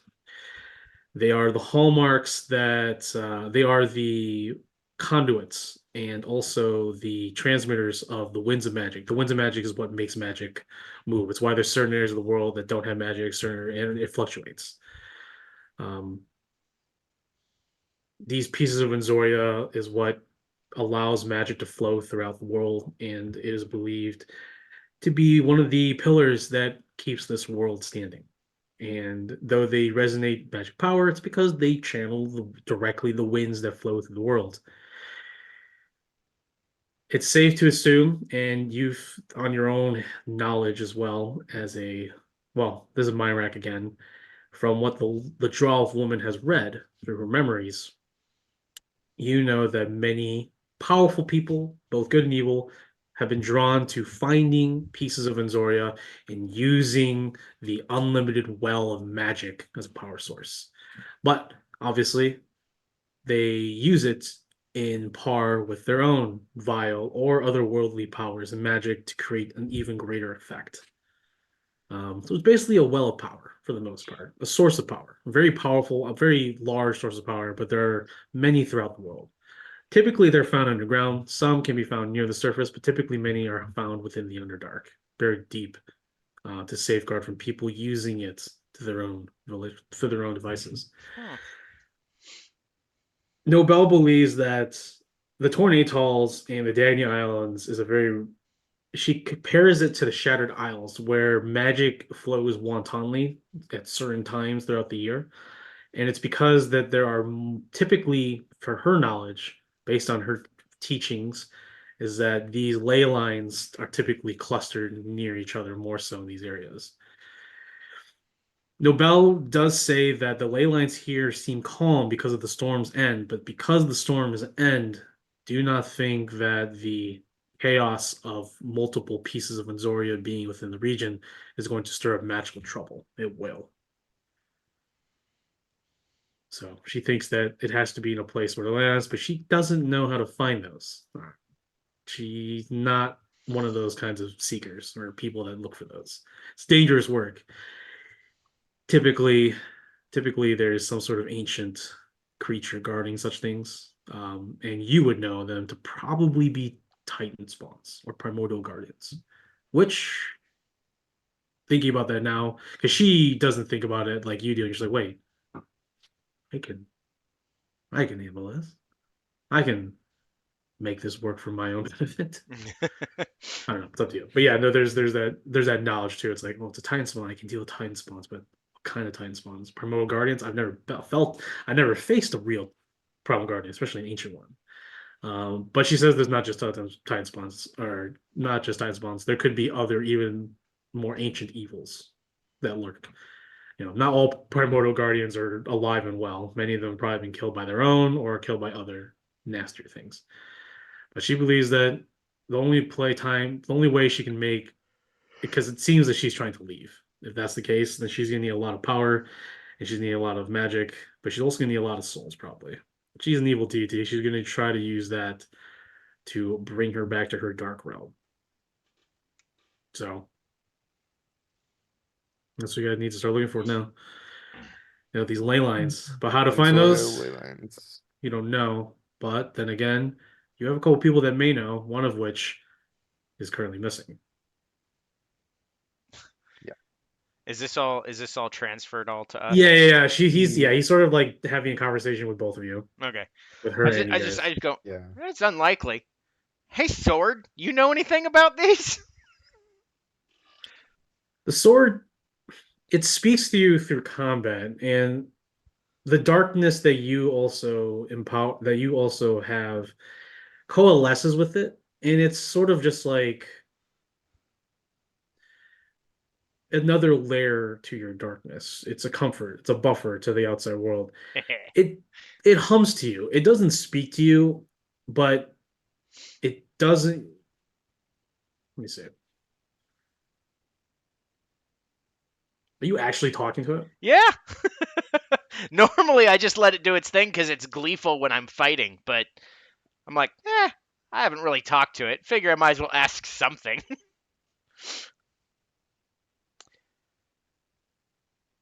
Speaks Common, Rafsian, Primordial, Elvish, Dwarvish, both Brazilian and Mithril tongue. A loud whisper in the night reminds you that his only singular purpose is to lay any who challenge its strength within the world of darkness. It does not know the particulars of such things. All it knows is that that's a lot of power you can harness. Just go, yeah? It doesn't know. It will tell you through dark and guttural whispers, as if you were in the silence of night in your own conscious, that the previous owners have never gone because it has not been required. So Well, you're about to learn something new today, buddy. as long as I get to obliterate, that's all I care about. Oh man, I hope we don't run into Zaklar. Oh Whoever the gosh. Saklar we will obliterate them. Oh, okay. Let's do it. Now I'm Yeah, it's saying like all of this out loud. yeah, and as you're doing it, you can all see a dark aura sort of envelop around both the great sword and Ox as they talk. And like Gordolina sort of like stands close with her light sort of illuminating a little bit brighter just in case. Keeping an eye on the two. And then as soon it's like as quickly as the conversation started, it ends, and I'm like, well, I tried. Sword doesn't know anything about these. Okay. That What? Yeah, fine. yeah. I just look at everyone else like, why you think this is weird? I didn't know you could talk to your swords. I didn't know it talked to you. I mostly through battle. It's mostly glee and joy as we cut down our enemies, but you know, Mhm. although that does make me think we should reminisce about fighting a demigod. I'll do that tonight. Yeah, the loud whispering at night hums with excitement on the memory of fighting such a terrible foe. Though it is somewhat spiteful towards Bismuth for taking it down. Instead of you and it earning the glory. Fair. He tells you it should have been us. Well, He said you could have just sliced his hand off and taken the staff and earned glory for yourself. you're absolutely right. You're absolutely right. I could have. All right. So, what do you guys want to do? Gorlina says, well, there's one person I said Corlox you may know, along with she said Warlocks. she had companions too, and you do remember Tab that she was bringing some people companions. Many of them are bards and scholars from her order. Yeah. So hopefully you can find them and they can shed more light on this ritual that Nysharla might be using and these pieces of Anzoria. Yeah, we just have to find them. Yeah. Oh, Gorlina does, yeah. Going off of what Braxis says, we should probably stay out on the seas and look for any roving ships and try to capture them, interrogate them. Yeah, that's a good start. that's a pretty good idea. Since no one really can face us in combat, she looks at everybody like literally, no one can face us in combat right now unless it's Y'all Cates or the Hippus Corpse. No, I think you had it Ah. right the first time. So yeah, it shouldn't be too fair. It's obviously based on the ship sailing of George. um, I'm gonna look at Biz and be like, hey Biz, I don't know how far out this goes or where they'll go to get people, but do you think we should warn coastal cities? We could. I'm not sure who I'd contact to do that though. Jeffrey. Yeah, we could do that. Yeah. We could also visit Jeffrey as he's been wanting us to do. That's true. I'm gonna give a sending stone because I have to. I have You have your finished- sending stone to Jeffrey. Yeah, I have a sending something Jeffrey. I will send it, but I'm saying we should do that sometime. We should. Well, Um, maybe not today. Maybe it is Maybe not right tomorrow. now. I will sending stone Jeffrey. Hello, could you please? What's the damage? What happened? Who's hurt? People are being kidnapped over here. What? Why? Wait, they're being kidnapped? Not is it- killed? No, well, they're going to be eventually. Wait, oh. Okay, that makes sense. It's for a ritual thing that Nice Relay is doing. They're taking people, innocent people, just like civilians, from the islands over here. We're just worried it might reach the coast of Briseis. Yes, no, I understand. I will inform the local military here, and I'll even talk to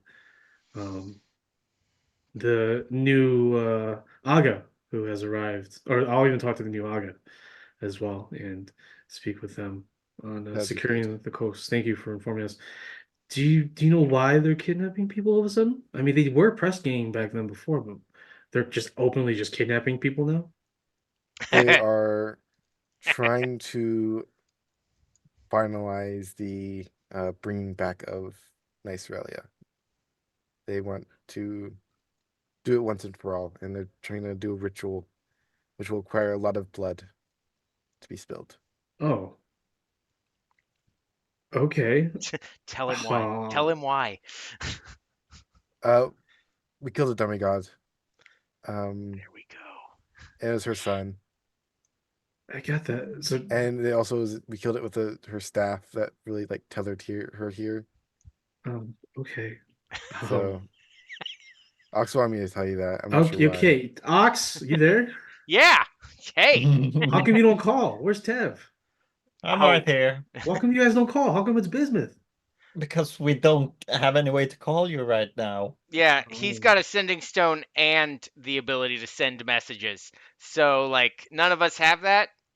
And we were gonna come back today, but we gotta go pirate ship hunting. Oh, okay, that's cool. Because I gotta go tell people that there's pirates raiding the coast. So I'll Yeah. talk to you later. Okay, bye. Okay, bye. Good Love to ya. see you're alive, Jeffrey. We'll visit tomorrow, Jeffrey. Codally is just like, no, he's pretty upset. We should. Nice. We absolutely have to go tomorrow. You guys need to talk to that man more. I'm gonna argue against that. Every time we've talked to him, he's had a nervous breakdown. I think he cares a lot about you guys, and I think you guys really ignore him sometimes. We try not Still, to, but Silver's just like, sometimes.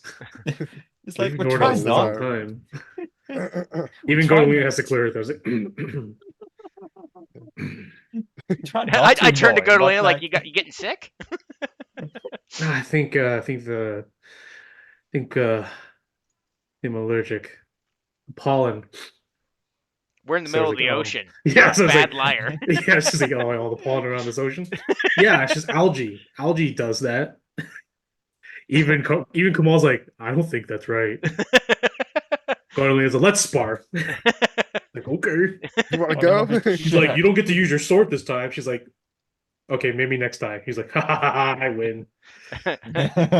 Still a sword winner. Ha ha ha. you know, if you take her sword away, she will cast magic at you. You don't have to remind her, boss. Oh yeah. Sunbeam right to the face. Yeah.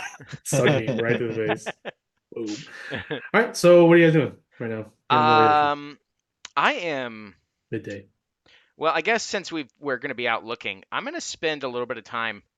I'm gonna really honor my buddy and carry on the legacy that he wanted to, and I'm gonna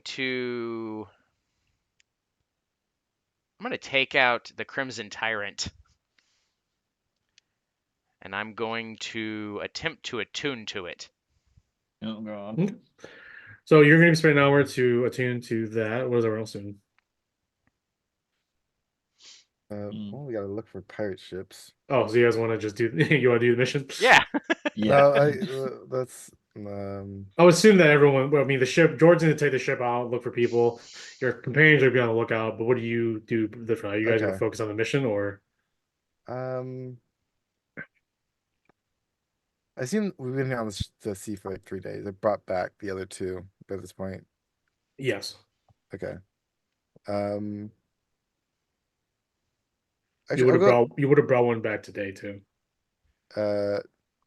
Actually, no. So- You only brought. no, I one. only have 3 to do on Yeah, okay. Laguna.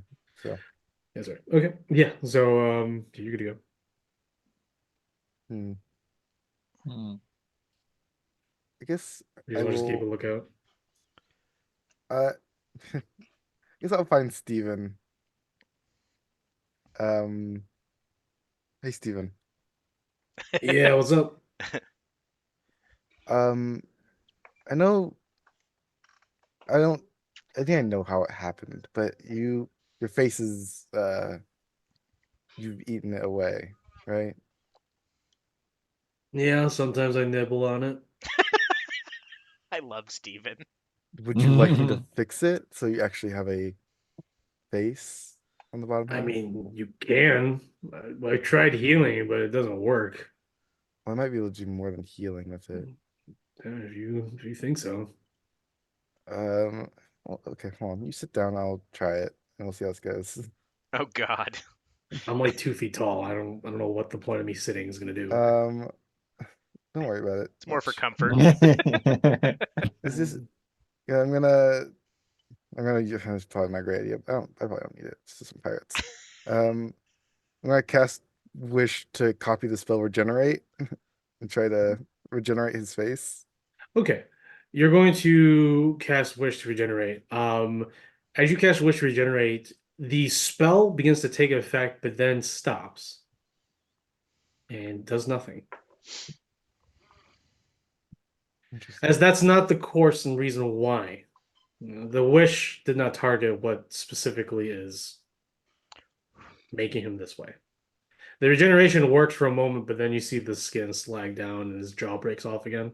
Okay, so him not having that plush is him being like a ghoul, not like Correct. something Yeah. be healed. Okay, I just wanted to try. No, yeah, it's just him being him or him in his state. Yes, it's not because he's damaged. You could always try to put him back to himself. Yeah, if you cast what was it? True Resurrection, he will become human. But I think we should wait with that till we're done with this. Oh no, I can't do Oh. true resurrection. I meant That I much meant power. turn him back into a dire rat. Okay, yeah.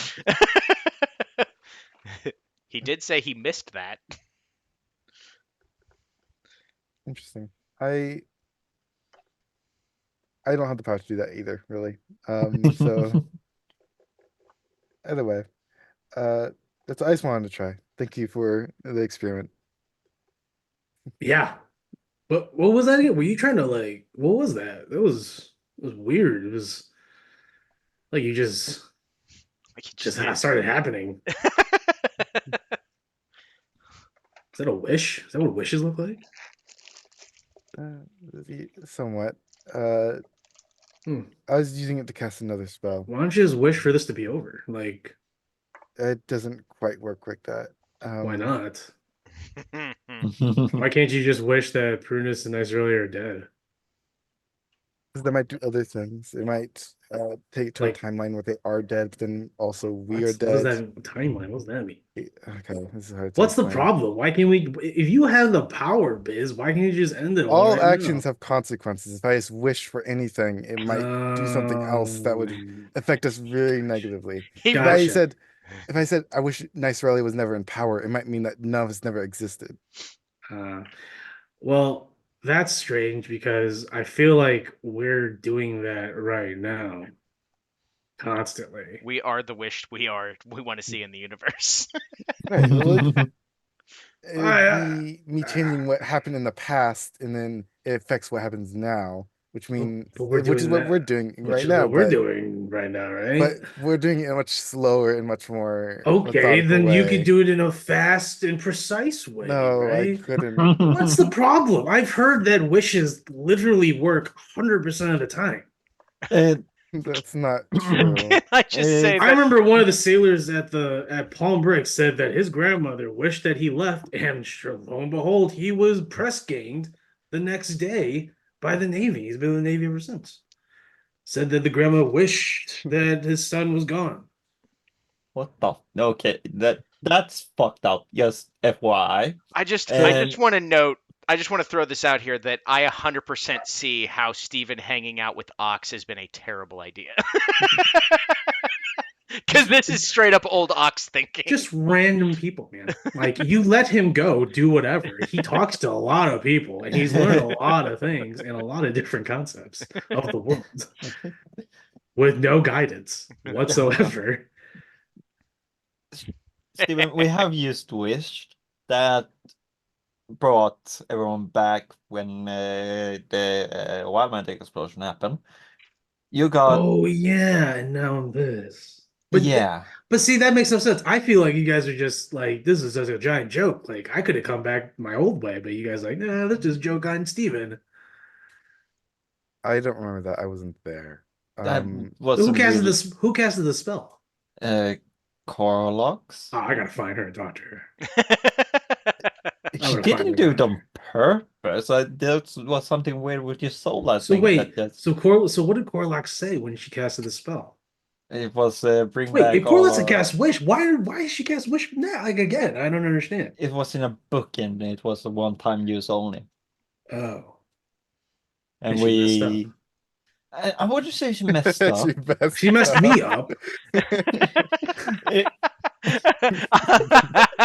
don't go blaming Corlox for this. Probably Oh, anyone but I Ox. think I have every right to blame Corlox for the way I look right now.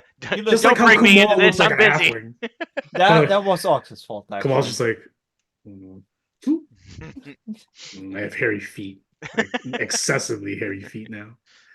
really hairy feet. Really hairy feet. You freaking Like there's a hobbits. bush down there. There's a bush. There's a forest on top of your feet. So wait. So if you're not like super precise, the spell can just be like, haha. Yeah, so imagine I said, I wish you were a rat again. Okay. It might so not I'd be a give rat you, again. you'd be a rat again, but you might not have the intelligence you do now. It might turn you into just a normal rat. I don't follow. Neither would you then. Oh, I'm a rat. You'd be a rat. Yeah. I'm back to the Right. simple days. Because that wasn't specific enough. So if I said, oh, I wish Nice Relia was dead, the spell might use whatever it needs to do to take that effect. So how? Might- Oh, it's Might the destroy the damn world voice. to Yeah, kill. it might destroy everything. It might kill all of us. It might destroy the islands and So wait, we didn't. I don't really. I know we talked about a little bit, but there's still that. There's still like a. I don't know if it's me talking all the time in my head all the time, but like there's always like another voice that talks to me. Oh, God.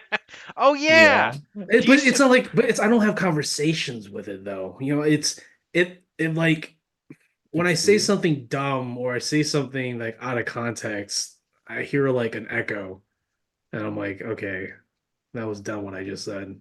Thanks. But it's in my voice though. It sounds weird. I don't know. Sometimes I feel like I'm not like awake or like I mean, sometimes I just don't feel like I'm like alive like I used to. And then, Well, and then Naruto just like, I mean, I don't think you were really ever. Kumal just kicks him in the shit. It's like, shut up. but like, how do I explain this? You have a piece of a soul of a zombie ghoul type thing. Is this that- my soul? that That's an Really, interesting I- question. Anyone, I don't anyone nearby is know. quiet. Even Godolina's like, Existential crisis as I'm looking at this axe. because all that are there, you're thinking like from what happened, from what you all sort of like realized or sorry discerned from what happened with Steve and his return back to being a ghoul-like child, is that the ghoul, now that you guys know is some sort of imperial ghoul from the Underdark, has these abilities to transfer souls. And I think you all and Godolina sort of believe that there's now like a shared soul within Steven. That maybe that or it is a soul, but with Steven's imprints, it's hasn't been really investigated really, but Steven has been the same technically, except his looks. He is still the same Steven. But him bringing up saying like, I just feel like I'm two different people sometimes. I'm going to say, God. I'm going to stand up and with the utmost confidence be like, yes, Steven, you are absolutely yourself. It's just unfortunately, somehow your soul after the wish got put in someone else's dead, weird body. That's a harsh way of putting it. That's not wrong entirely.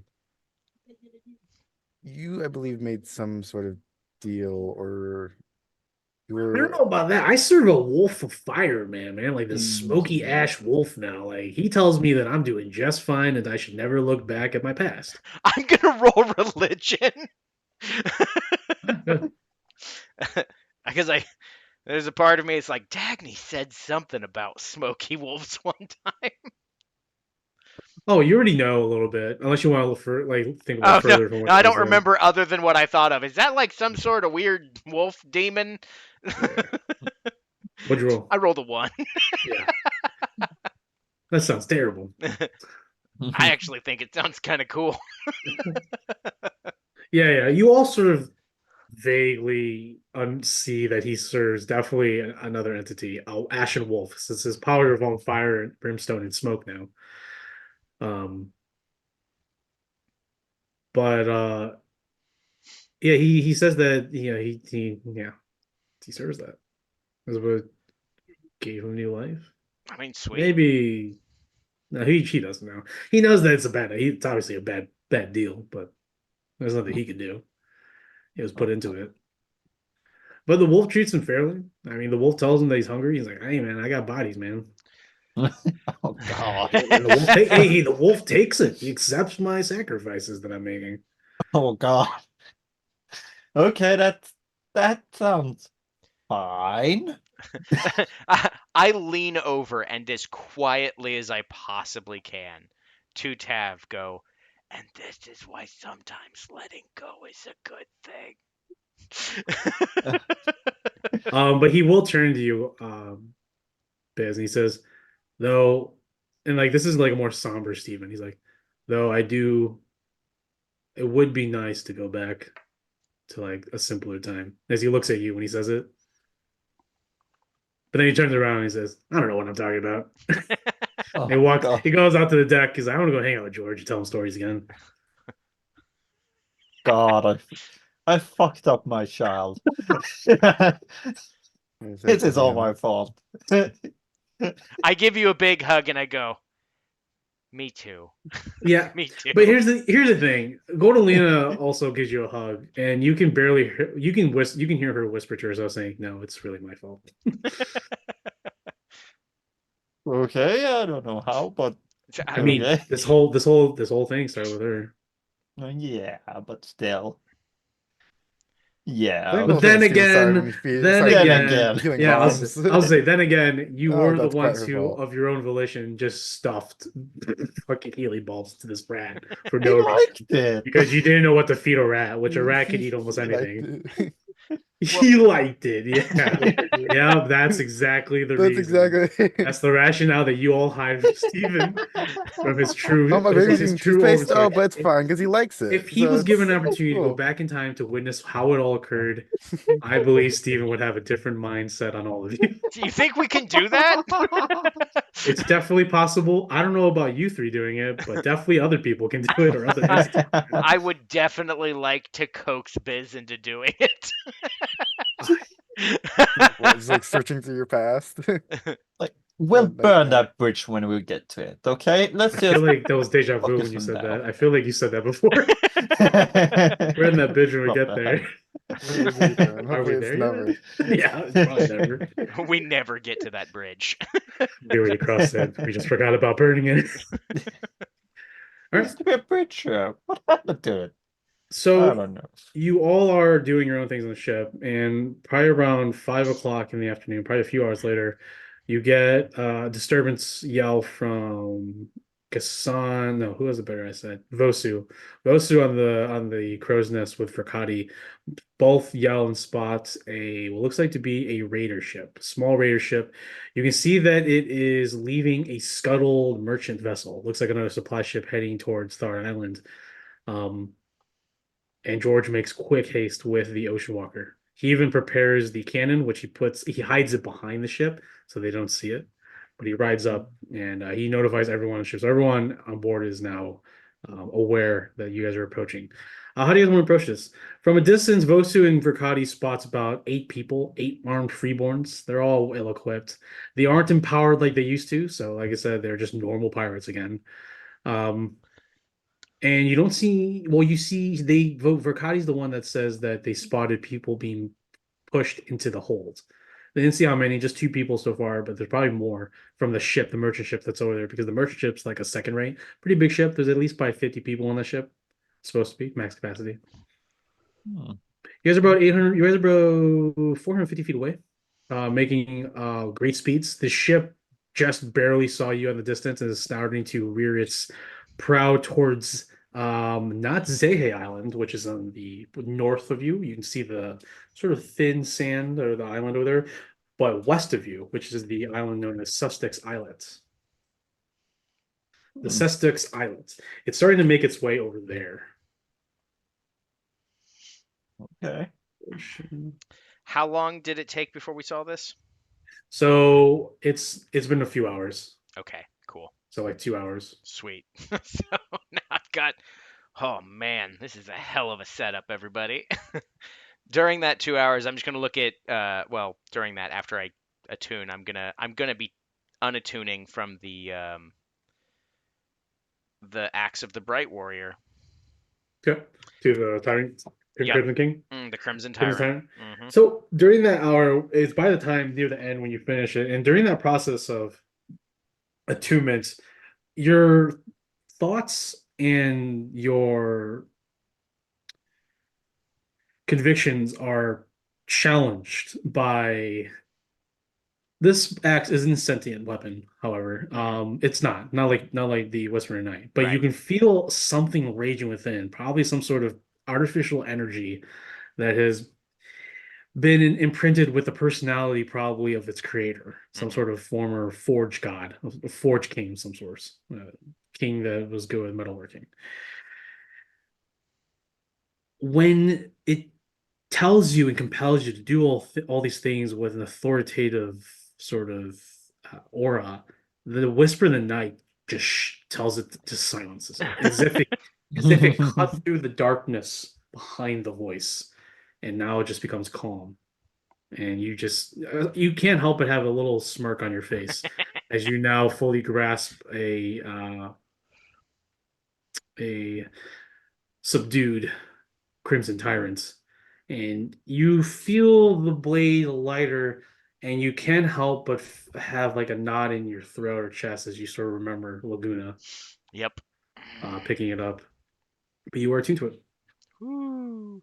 I'm not things on D&D Beyond, but it's a pretty easy make. Yeah. I know. It is. I found it. Oh, okay, I couldn't remember if I did or not. So Yep. cool. Yeah. So I'm like, Nice. hey, Narzan, Kumal, which one do you want this? Both of them are like, we'll wrestle for it. Perfect. You guys figure it out. And I toss it on the ground. Cool. Narzan goes for like the pretty always predetermined headbutt, but because Kumal is no longer the same height, he always misses. He's like, oh fuck, I keep fucking myself.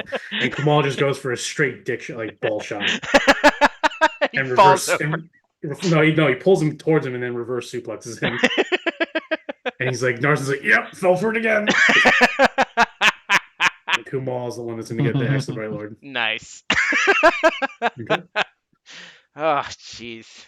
Yeah, because that was their thing, is that they headbutt each other and then fight, but because he's no longer the same height, he just keeps forgetting. This is one of Ox's favorite days. Just watching that happen again. All right. Perfect. Okay. Yeah. So I just look at everybody like, I'm more than willing to just go over there and tell them to stop the ship. Your ship may catch up with it. It can definitely keep up, but it is a raider, it is faster than yours, so some of you will have to take to the sky to close the gap. Mm-hmm. But before we get to that, we'll go ahead and take a break. Alrighty. Break time, everybody. Mute. Mute.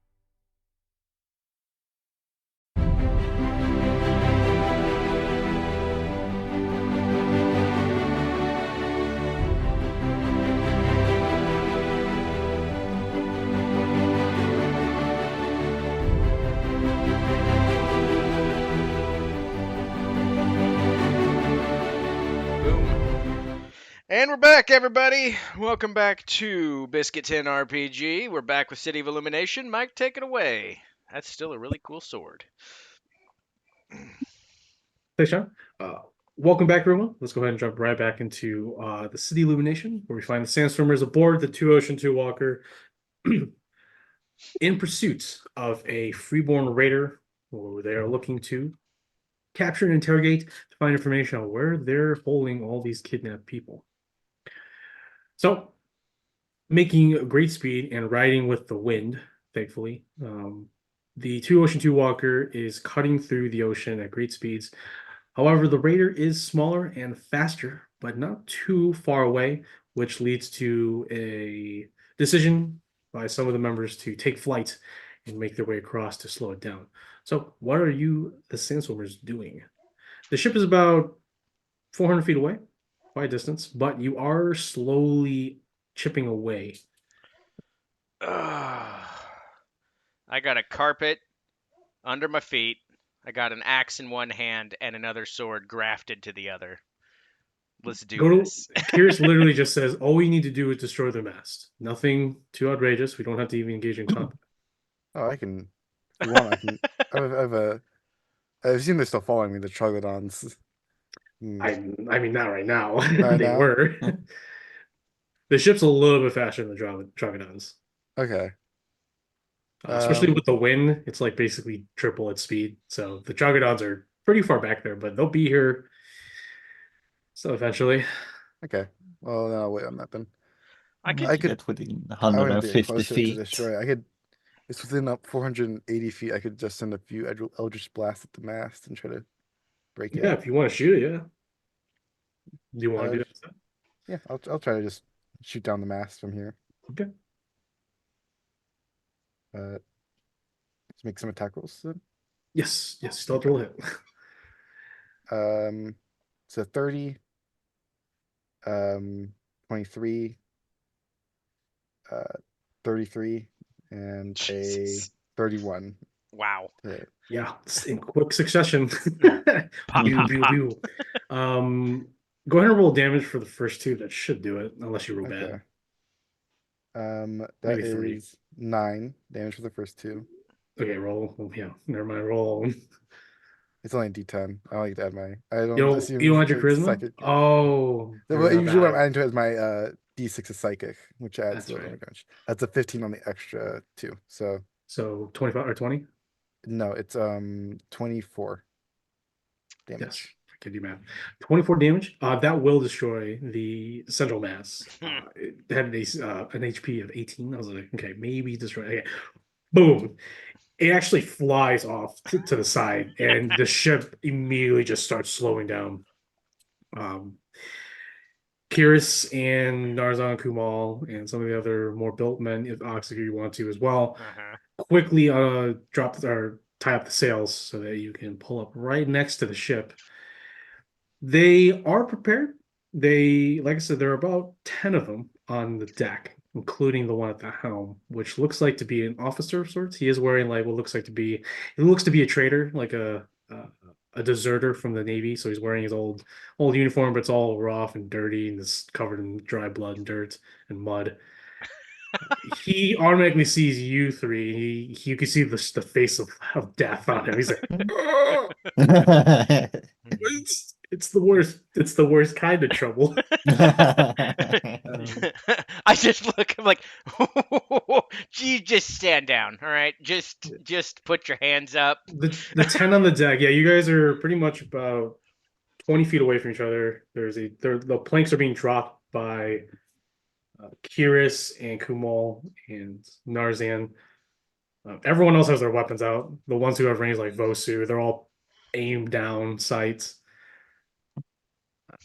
The 10 normal pirates, freeborns, all look like they're ready to fight and die, but the officer on the helm at the helm is just like drops it.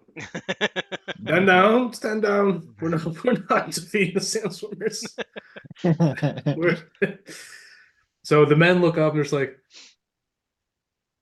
oh shit, he's blue. Yeah, the guy's like, I told you, the Simpsons, we're fucked. So they all are just like dropping their weapons. You can hear below deck. There's like a screen that they're standing on the main deck. Mhm.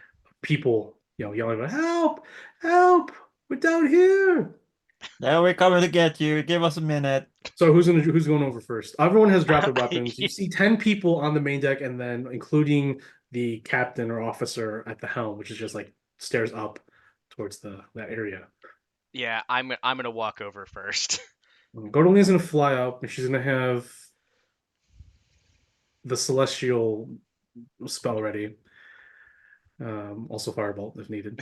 And let's see. Verkati is probably sneaking over himself to get a better angle. Mhm. Gassan has his crossbow, I think, or pistol. He He has a has pistol. a pistol. Yeah. Yeah. Orestes sticks his head out from the boat in the ground from the hole, which was like goes back inside. Blah, blah, Um, blah, blah.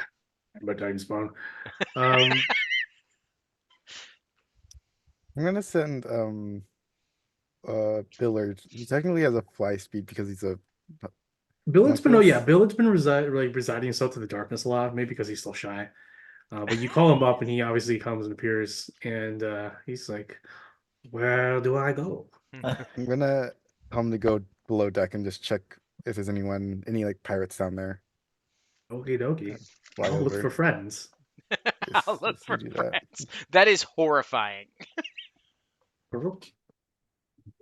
It's very cute, but like weird seeing this little homunculi scurry over, and the pirates are just like, "What the fuck is that thing? That could get blow up and kill us." Like that he's gonna eat our brains.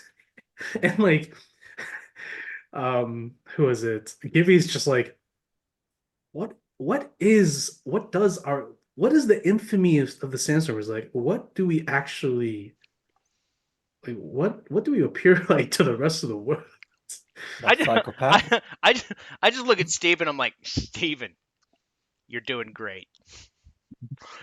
Yeah, Steve was just like he's like leaning on the rail, looking over. He's like, "Huh? Oh, okay, yeah." But I guess I don't Yeah. think they're seen as particularly good people. No one here has asked how everyone thinks they look. None of you have asked what people actually think of them. It's of you. because unlike Molshiad, we're actually humble. In a Interesting way of in a thinking about certain it. way, in a certain way. So We don't Google search ourselves. yeah, everyone goes over. Certain people over. You all secure the people up top, and immediately go to Lena. There's some there. She looks around a ship flying around, looking to see if there's anyone straggling. Your homunculi goes down there. Are you seeing through his eyes, or are you just letting him do his thing? I can let's see. I'm just gonna have him say if he can telepathically speak to me from anywhere. So he's Okay. just gonna tell me if there's anything down there. Cool. You hear a few squishes as he's making his way down the steps, and you hear a telepathic, very faint and shy message from Billard. And he's like, there's some people here. They don't want to talk to me though. What's expected? Oh, it's expected that they don't want to talk to me. I'm gonna go downstairs. Why They've did you been send me to kidnapped. It's talk not to your them? fault. That's not my question though. My I question said is you why talk did to you him. I said did you to send look me if for they didn't want to other talk to people. me? Well, the thing is, they couldn't even talk to you if they wanted to. Wait, then why did you send me? So I wanted you to look for other pirates. Oh, okay. Well, there's I what do other they look like others from up top? Yeah, look like that. There's a few that look like it, but they look like they are in like chains too. Okay. There's like 20. It's a lot of people down here. All right. You can come back up now. Okay. I'm gonna go downstairs and be like, "It's time to liberate." Everyone's like, "Yay!" Finally. Like, you hear some like nobles in there, like, "Oh, finally." I'll see to it that you will be properly paid, adventurer. Oh, fantastic! I put away the axe so I'm not holding two weapons. Start chopping chains off. You hear one of like the younger prisoners getting up, it's like, "Oh my gosh, By the gods, that's Oxcord, the sand swimmer of Macerna. And immediately the noble who was like, I'm gonna pay you, was like, are you Oxcord from Macerna? Yep. Well, Oh, the artist formerly known as, but yes. oh shit. How much danger are we in right now? Oh, no, you're fine. We're just on a fact-finding mission. You see, everyone just doesn't believe what you're just. I mean, we could put you back in the change. They were going to sacrifice you to a god. Everyone is very scared right now. But we're not going to do that because we're the good guys. Gordolina just steps behind you. Yes, we are here to help you. As she like brightens up the room, tries to put a big smile on. I put my hands up and like as in presenting Godolina, and I just Jeez. smile. Kamal nods and is like, Yes. for democracy. Hilarious. Anyways, so the prisoners up downstairs have been taken up, and you can fit everyone on your ship. What do you want to do with the raider? Oh, the officer obviously is the last one. He's being held by. I'm gonna say Tab. Tab, you probably want up to the officer. Yeah.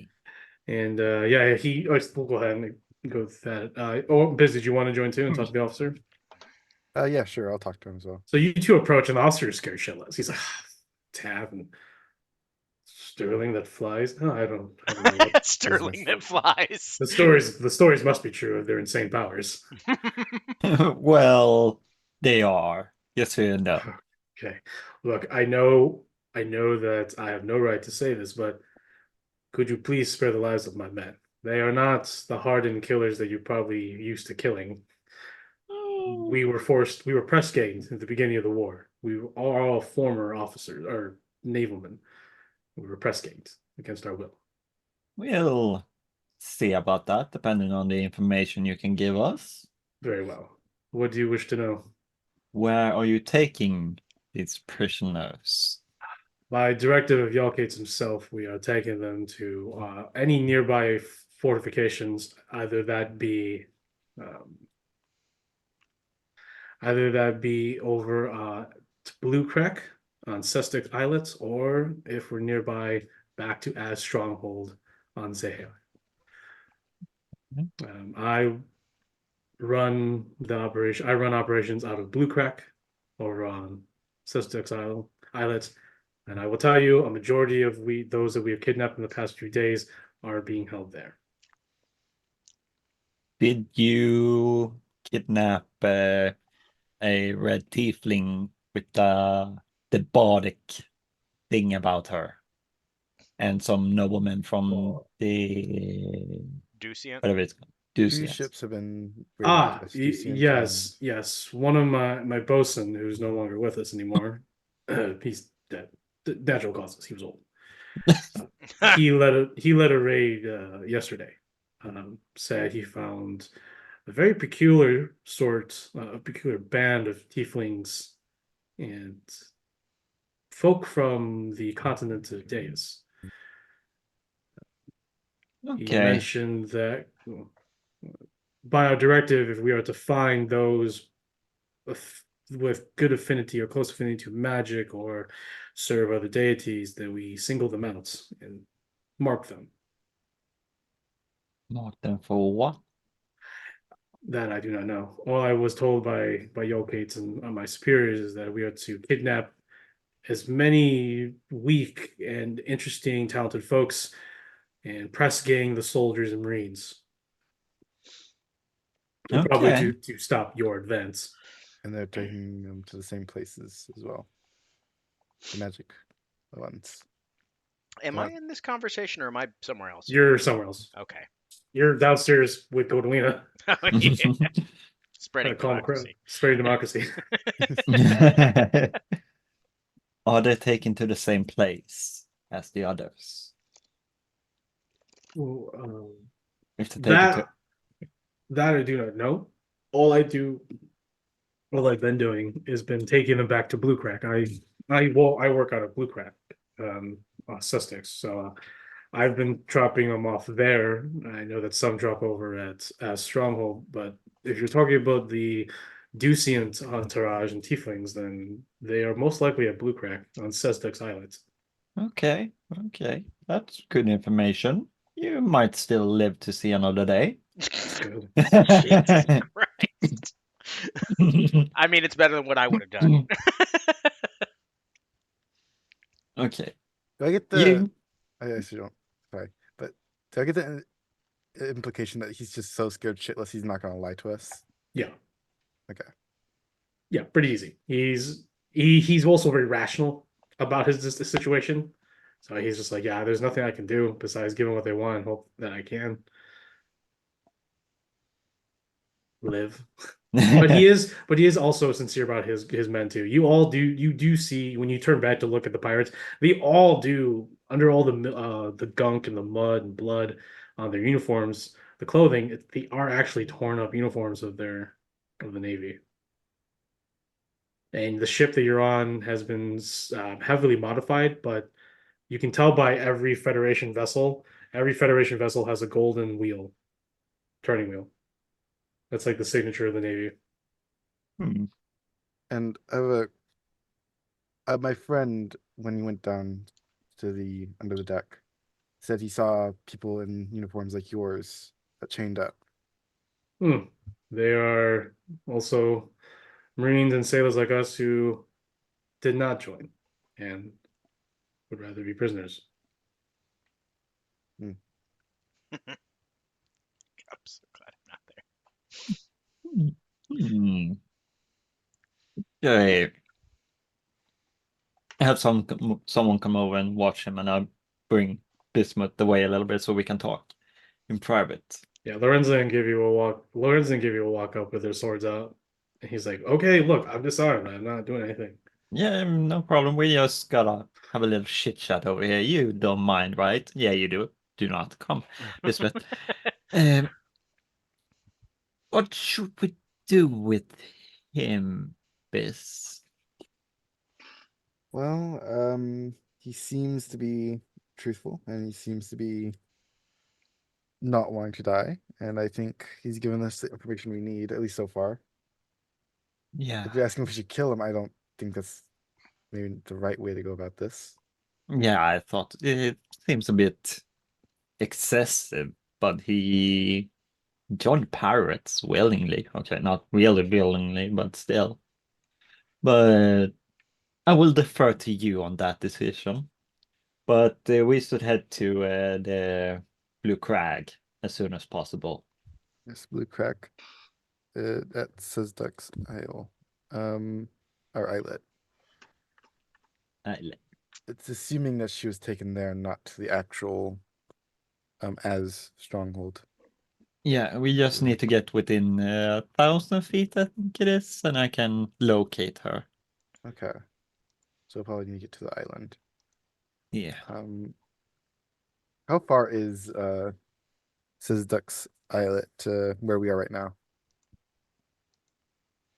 You guys, on the map, look like it's still going to be about, with weather, maybe 3 days. 2 days Okay. if you guys catch good winds. Maybe But I that's going will. straight directly to the island. Yeah. I Yeah, they're can probably pirates and stuff anyway. message. We want some people to support us in the freeing of these other innocents. We can send word out to where we know where most of them are being held. Yeah, we Maybe could help. use a little bit bigger and take the whole fort, probably. Don't know if we can hold it, but at least take it and free the prisoners. We need at least get those innocent people out of there. Yeah. That would be a kind thing to do. Be the right thing to do.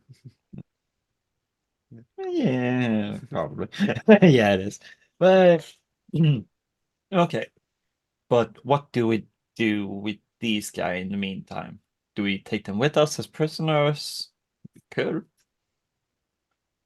We could.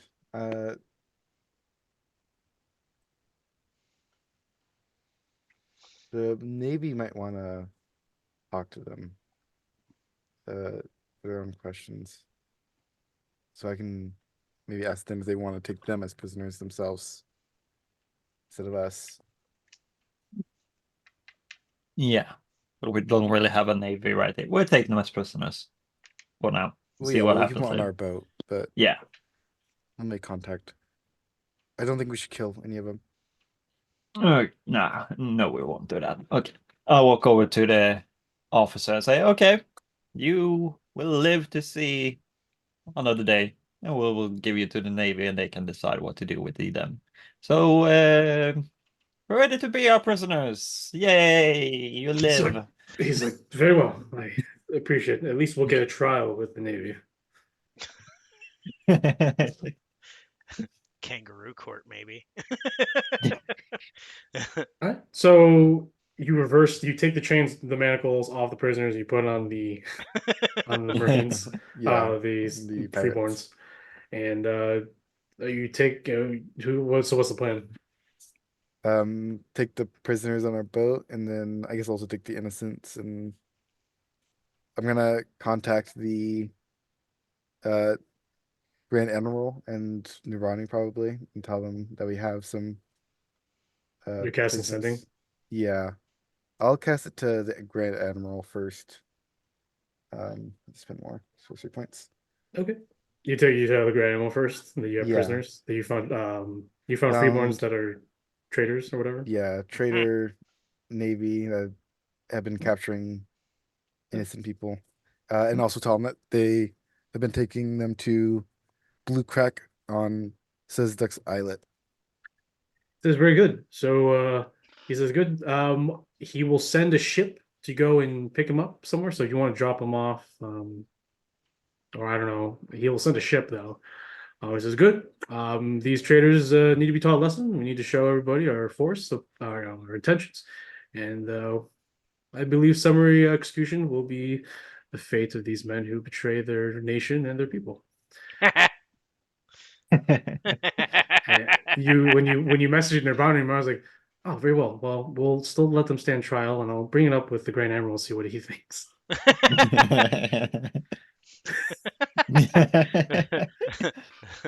She's very like reassuring. She's like, these men were press ganged. I understand, the little short instance where I almost lost everything, and then having the sandstormers. These men, they don't deserve to just be killed outright. I'm hoping the Grand Admiral wasn't like that. Me too. Ox's ears are burning. So Nirvana says she's going to send a ship, so she's the closest to you. But she says that you and her should coordinate since you're closest. Okay. He thinks she says, if you have a plan, then I'm willing to commit the fleet to taking Blue Crack if there are prisoners there. Not to mention, if we take Blue Crack, we can take the Sezdux Island as well. Yeah, that's our plan. We want to meet up. We're pretty close to Thard right now. She'll tell you that there is a tribe on the coast, on the nearest coast of you. She says that they have made contact with them and that they are willing to help.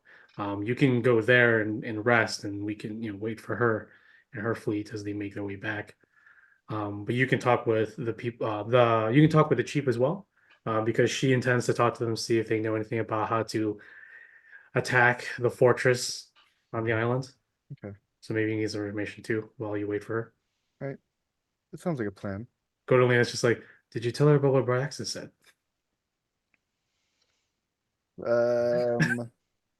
I think they're gonna have their own conversation about that, and I don't feel like being a messenger between them. Very good. You made a good decision, Biz. Because that was a very okay. Feel like their own thing. Yeah.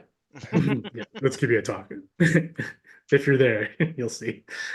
All right. So, is there anything you all want to do for the next 2 to 3 days, depending on how good the winds? I'll roll for it. See how good. I'll roll for George. See how good it is. Nothing specific or anything like that. Just hang around. Hanging Hanging around. out. Hey, yeah. Hanging around on the hangover What road. if we actually want to go to Jeffrey so we don't leave him Oh, hanging yeah, we again? can go to Jeffrey. You guys want to go We have Jeffrey on the done. way? Well, Yeah. I want to do that, but I also want to have a sit down conversation with our new prisoners. Oh boy. Okay. Can I be there? No. If Ox is trying to hide it, then you guys have to make. Well, let's be honest. It's gonna be difficult for you, Ox, No, I to hide know, in I know. secret I just, with I just act Riccati and nonchalantly. Silver and Godolino always watching you. Oh yeah. Why is everybody always watching me? It's not like I'm a loose cannon or something. All right, Maverick. They Right. call me the Maverick. All right, Lethal Weapon 4. Maybe more appropriately, airplane. Maybe air. Was it Pick the wrong day to stop sniffing glue. trains, cars, automobiles, or whatever? Planes, trains, and Planes, automobiles. trains, and automobiles. Oh, yeah. Nah, man, you're just cool runnings, dude. Yeah. Okay. Well, cool runnings. So I just walked down there. you walk down there. Guarding on shift is going to be Gassan, and Silver for a moment. Silver was like talking and speaking with some of the people who are very like, oh, we've never seen a Warforged before, so she was like telling about Warforged people. But yeah, the captain's over there with the prisoners. The prisoners seem content. They're being fed and drunk with water. They're not like being beaten or anything. Right. So they're just like, yeah, we're just chilling. We're having a good time. This is good. I hope we can not be killed. So they're keeping to themselves. The captain obviously keeping himself as well. He sees you approach. He's like, Sirrah Ox, Yeah. So, speak to me, I assume. well, it's you all in general, just a casual conversation. I There's a can little only bit- I can yeah, only this- assume that Silver turns around and goes, "Oh Lord." Yeah, at this point, Silver has sort of hushed the child that she's talking to with her own finger and is intently listening to the conversation you're having. Yep. Gassan is also with his one eye open. He's just like looks at the doorway, estimates how fast it will take him to go find Biz and Tav and Godolina. So I just Well, gotta- actually, no. Above, Godolina is hovering, but she's not like obviously hovering over you. She's just Right. hovering over the ship. But yeah, so Gozan just like closes his eyes.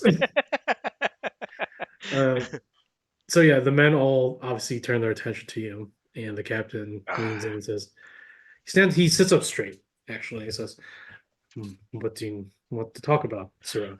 Well, so I mean, I've made a mistake or two in my life, and one of them was not understanding the compulsion of magic. So I ask you, did you all get marked with the old Nycerelia curse?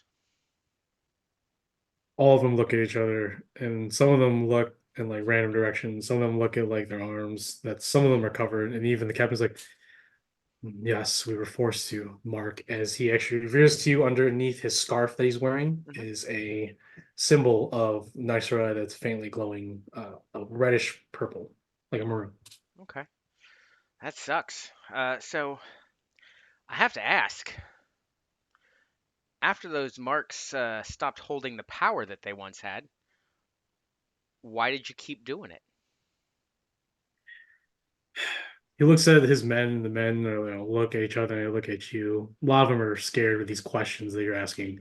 And They are the too. captain, swallows, clears his throat for a moment, and speaks up. Says, "Look, I think most of us don't understand why we were marked. Obviously, we were marked to differentiate ourselves. Mhm. With the powers gone, it happened when we were at Blue Crack.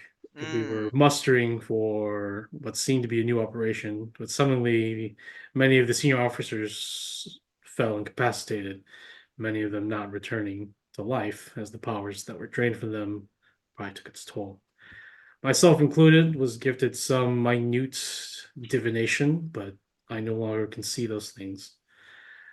After the powers had evaporated, the bloodhound pirates that were there the real crewmen of Yelkates all seamlessly vanished. And we looked to our admiral, who I think because we had what we had done is unforgivable, that going back at the time was not seen as an option. Hmm. I can only assume what the admiral thought when he orders us to continue our mission without the support of Australia was so that we didn't die of shame or honor, even though we lost. I'm not sure what to tell you, Sarah. All I can tell you is that we were scared and we did not know what was going to happen to us once we did make that decision. And so far, I'm happy we made it now, but I must still be cautious for my men and I. That's fair. So, I appreciate your honesty. I do. I know that sometimes you make the best choice you can in a given situation. So, I'm responsible with people. I must think of these things. this is honorable. Now, because of your honesty and the fact that I am a forgiving sort, I will speak on your behalf at your trial. Many of the members like, oh, the captain, you see a little spark of light in his eyes, like, you would? Yes, Thank you. but Appreciate that. you have to do your best to do better in the future. Yes. Don't end up like me, and then I get up and walk away. Very confused, all of them. They're just like, okay, what does he mean by that? And so one of them's just like, the stories are true. And Silver immediately walks out of the room, and Gaston's like, I need to go take a piss. I go up and tell Tav and Biz what I've just done. Yeah, they're talking amongst themselves while you walk up from the hold. And Tav and Biz, you see him like 20 feet away and coming up to the main deck. With Silver and Gaston probably in tow, just being like, Yeah. It's like, hey, so I talked to the guys that were downstairs, and as one who has made choices that I felt were best at the time, I would like to speak on their behalf and have them offered a second chance. Okay. You do that. I don't think it's gonna help. Not necessarily a bad thing. I don't think you're wrong in doing so. Yeah, I mean, feel free to when the moment it happens. Perfect. We're not gonna stop you, but why? Just because they did some bad decisions that you relate to? I didn't come up here to be called out. Yeah, damn, right out the get-go. I just think that everyone deserves a second chance. I did not truly understand when we started this adventure the magical hold that was placed upon the pirates that were under the control of Nysa Aurelia and Yalkates. And because of that, I started a journey down a very dark path. If we all remember that Tabaxi captain. Well, you wouldn't, don't. Biz, but No. Tav, you would.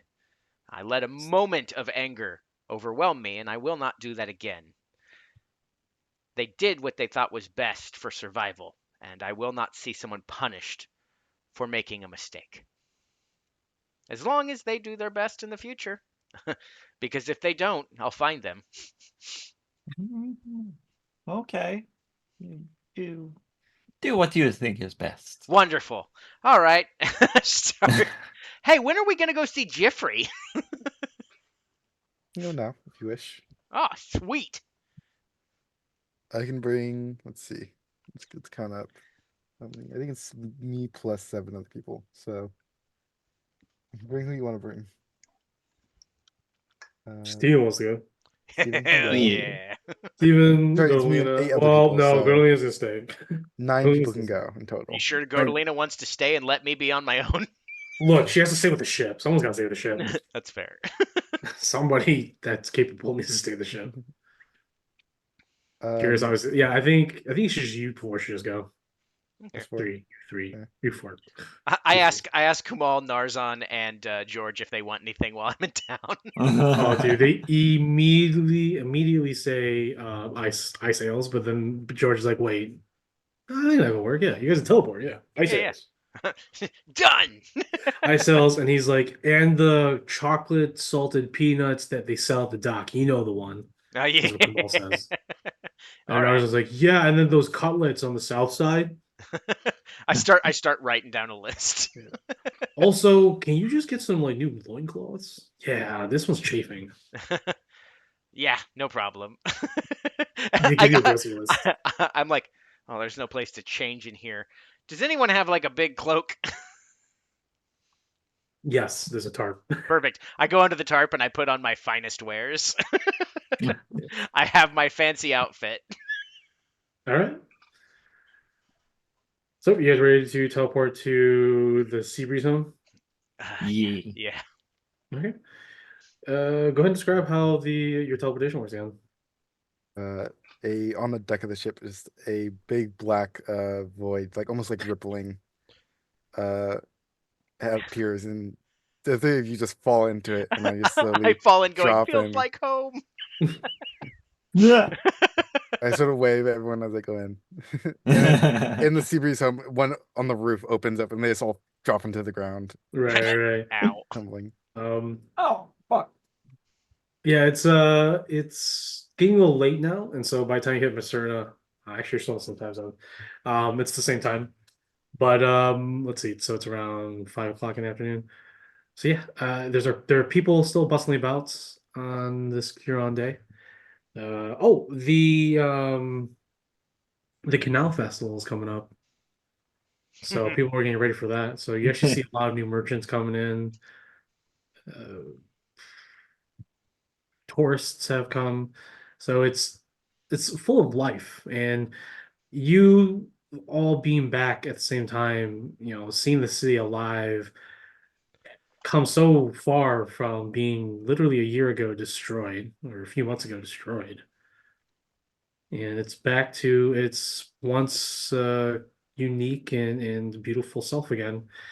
You can see the guild hall in the distance, the large pale tower, the shadows above everything in the city. And I assume you make your way over to the guild hall. Yep. Cool. Yeah, let's see how he works. As you pass, everyone obviously says hi. They say, "Oh, there's the Sandstormers." There's a lot of tourists there. People making sketches of you walking by. Steven sort of like tries to. Steven just does some stupid things. Scares the crap out of people on the way there. He's going on the phone. He's just like, nah. It's just like, what the fuck is that? He's like, I'm a rat. Yeah. So, Steven, that's not how that works. squeak, squeak. I'm a rat. That's what we need to do. We need to Carry give you a cloak of disease. disguise. And then one of the kids is like, Mommy, where's the tail? Where's Steven's tail? He's like, I miss my tail. I mean, I'm hiding it. Nah. I just look at Biz. I'm like, do you think you could like give him back his old body? I mean, potentially. I don't exactly know what it looked like. Oh, Um, think of a dire rat that walks on its hind legs and okay. can use its hands like a normal person. I mean, I wouldn't be able to do it now without making myself out of commission for about 2 weeks. Oh, that's rough. Yeah, it would be permanently changing someone. Is that Yeah. wish? Let's wait with that till we all have a Um, little bit more time and not fight for the survival of the world. That's fair. Yeah. That's fair. if it's truly something he wants, we can get to that eventually. Wow, that is unless you die. I like to think I won't, Ox. I like to think you won't too, but I thought I wasn't gonna die twice. Okay, let's stop being depressing. Stop. I'm not it. depressed. I'm just saying you never know. You're depressing me. Oh, well, then that means you need to be more positive. I'm positive. You're just bumming me out, dude. Come on, let's go see Jeffrey. That'll raise everyone's spirits. Except probably Jeffries. He's probably going to have a heart attack. Get you Yeah, bald especially now. if you start talking about we're all gonna die. I don't think he's Well, gonna he's like already that. seen. He's already seen Steven. Like Yeah, but Ox is bald. Oh, Blind he's him! bald. that's right. That's right. You do have. Yeah, that's right. You can blind What a him. shock.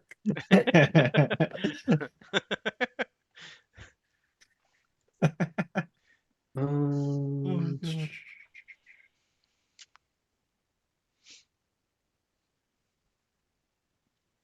okay, so you make your way, and you notice that there are a lot of priests from different religions have also entered the city of festivals, which you didn't see the first time around, but maybe things are different. As you make your way to the guild hall, you notice that it's full of more life than it typically is. You actually see a lot of like raw looking recruits, probably like first time freelancers who are all look like seem to be preparing for their first quest and adventure out there. As you pass, you see a team. They're sort of in the midst of introducing each other. One is a large, barrel-chested Goliath woman wielding a very gnarly serrated great axe. You see a wood elf, a frail wood elf man who is wielding a shoddy looking composite bow. And you see a tiefling with with pale blue complexion and dark, sort of purple iridescent hair. And she's wielding a lute and a flute on her side. And you can just overhear them saying, "Yeah, so we got this job about frog infestation. That can't be Oh hard." god. I reach into my bag and I pull out my my A class, and I just throw that thing on. Do you guys put your jackets on? I don't have one. You have Sterlings. Do I still have it? Yeah, you have Sterlings. I probably don't put it on. Okay. Well, did you put Yeah. yours on, Tab? No, I'm walking like this, but oh god, I don't want to be seen with him. So yeah, Axe puts it on with his on top of his dapper attire, and those three are just like, oh, they're S class, they're S rank. No, you guys are S Yeah, rank we, now, we right? were we were A we were A we- rank and we were furious because there was nobody else. Oh, that's right, we 'cause got they're A the rank, only and ones then left. that's where that jacket's from. Is when we got. Yeah, his so A. they're A ranks. Like, oh my god, they're A ranks. And then the what else? Like nudges or the tiefling nudges both of them. It's like those are not just A ranks. Those are the only remaining A ranks. Those are the sand swimmers. And the Goliath was like, that's not Ox. He's bald. And the boy's like, yeah, but he's blue. And the guy's like, wait, he was blue? And like I said, there are very few that remain from that remember you. Hmm. Many of them have perished or have fled. But there are a couple that you remember. You know, there is like this Minotaur, this Turtle. They remember you. Mhm. They're now also A rank, and Yeah. they're sort of now trying to get these lower ones up and higher ones to fill out that gap, but it'd be a work. But as you enter, you obviously have access to the special staircase. It's literally a staircase that goes directly to the offices up top, along with the private stuff that you guys do, like the home bar. I know where I'm spending part But of my obviously, but obviously, Tav is recognized, so Tav gets in with Ox. But obviously, Biz isn't recognized along with the boy. day. No, I'm just gonna be like, no, that's Steven, and that's Sterling's replacement. I They- don't like being called this. Well, I'm telling them. The Earth Ganassi woman's just like, oh, okay. You're Steven and you're students. Okay, I'll This make is notes Biz. to that. He Biz, prefers okay. being called by Bismuth or Biz. Okay. I don't know. What's your preference? Biz is for friends. Okay, Bismuth to you, I guess. Very well, Master Bismuth. I will make a note of that. And she's looking through her like never-ending scroll. She's like, I just don't see you on the registry as a freelancer. Are you from another tower or? Oh well, we kind of never came back here since Sterling died. We're going to see Jeffrey to get this fixed right away. Greta, what are you doing? This is the Sandstormers. Why are you stopping them? And Jeffrey's walking down. He's wearing beautiful velvet robe with yellow trim. You see that he's been drinking a little bit. He's like, "What are you doing? Let them through." That's Sterling's cousin. He's part of the guild. And Sterling's the cousin. the early contestant was like, "I didn't know what word. Okay, sure, but he's not on the register." I was like, "I'll take care of it. Now stop hassling the heroes of Macerna." He's like, "I'm just doing my job. I'm sorry." I lean down like, I appreciate your hard work. Thank you. Your I bald don't. head is rather nice. Thank you. It's a new addition. Because she also has a smooth bald head. Jeffrey's like, cut. And she's like, he's full of emotion, just seeing Stav, and I was like, "I can't believe you're bald, but it suits you." Yeah. Gives you a hug. He goes to give you Tav a hug as well. Says, "You are getting wrinkles, my dear. You need to drink more." And she gives you a bottle of wine. He's like, "Sorry, I've been drinking all day." The Yeah. 18 layers of shade that was just thrown right in that one moment. So he stumbles. He guides you, stumbling himself back to his office, which is also where he lives now, I guess. You sort of see that there's like construction parts and lumber nearby. It looks like they're doing work inside. And Jeffrey's like, yeah, I said I might as well, if I work here every day all day, I might as well just live here. I mean, Oh, I love my job. No, well, that's good if you mean Take it. days off. When I can. There's some food left over as you enter his very extravagant and ostentatious, luxurious home, his little condo, up at the top floor now of the guild hall. yeah. Beautiful balcony with a veranda somehow. Ooh. Hey, I jumped off of this once. And, yes, but now there's a veranda. And as soon as Jeffrey closes the door, he literally lays on the couch. He says, "I miss you guys." I miss you too, Riffy. How are you holding up? Tired. I'm so tired. I have good news though, as he Oh. drinks continuously. The Church of Pelor is sending a new high priest to Macerna to take over, and returning will be the dwarf woman. I forgot her name. Yeah, we did also. At least I did. I never met her. That's my excuse. I think she was the one that told me to shove off the last time I went over there. Yes. She was not very nice. Dame Harav, Oh yeah. Yeah. who is now becoming senior paladin. Nice. So she will be making her return. I did meet with her last couple days ago. She seems to be in high spirits, good spirits, and she is welcoming the return of the Church of Pelor back to the city and to rekindle their bonds with the city again. I will be relying. So good. I will be relying on Dame Harav for the negotiations with this new high priest, which I will warn from the rumors that some of my associates and colleagues back in the capital have been telling me about. The best. This man is going to be the next high cleric, or sorry, high hierophant within the Grand Province, taking the position in the capital city here in the Grand Province. It's destined. He is going to have a meteoric rise, and that is a boon for us, the city. It's a boon for you, us, the Sandstormers, to now be able to converse, interact with them. Well, obviously, once we finish business in the tornadoes, of course. Yeah. But the best part is that he is considered a prodigy healer, prodigy prophet. He has strong connections to the church, to Pelor, and above all, his former role is basically quartermaster of their healing goods, which will be a boon for the war efforts, a boon for us and the city and the guild itself for the adventurers. We can actually have a stock that our adventurers can buy at a discount.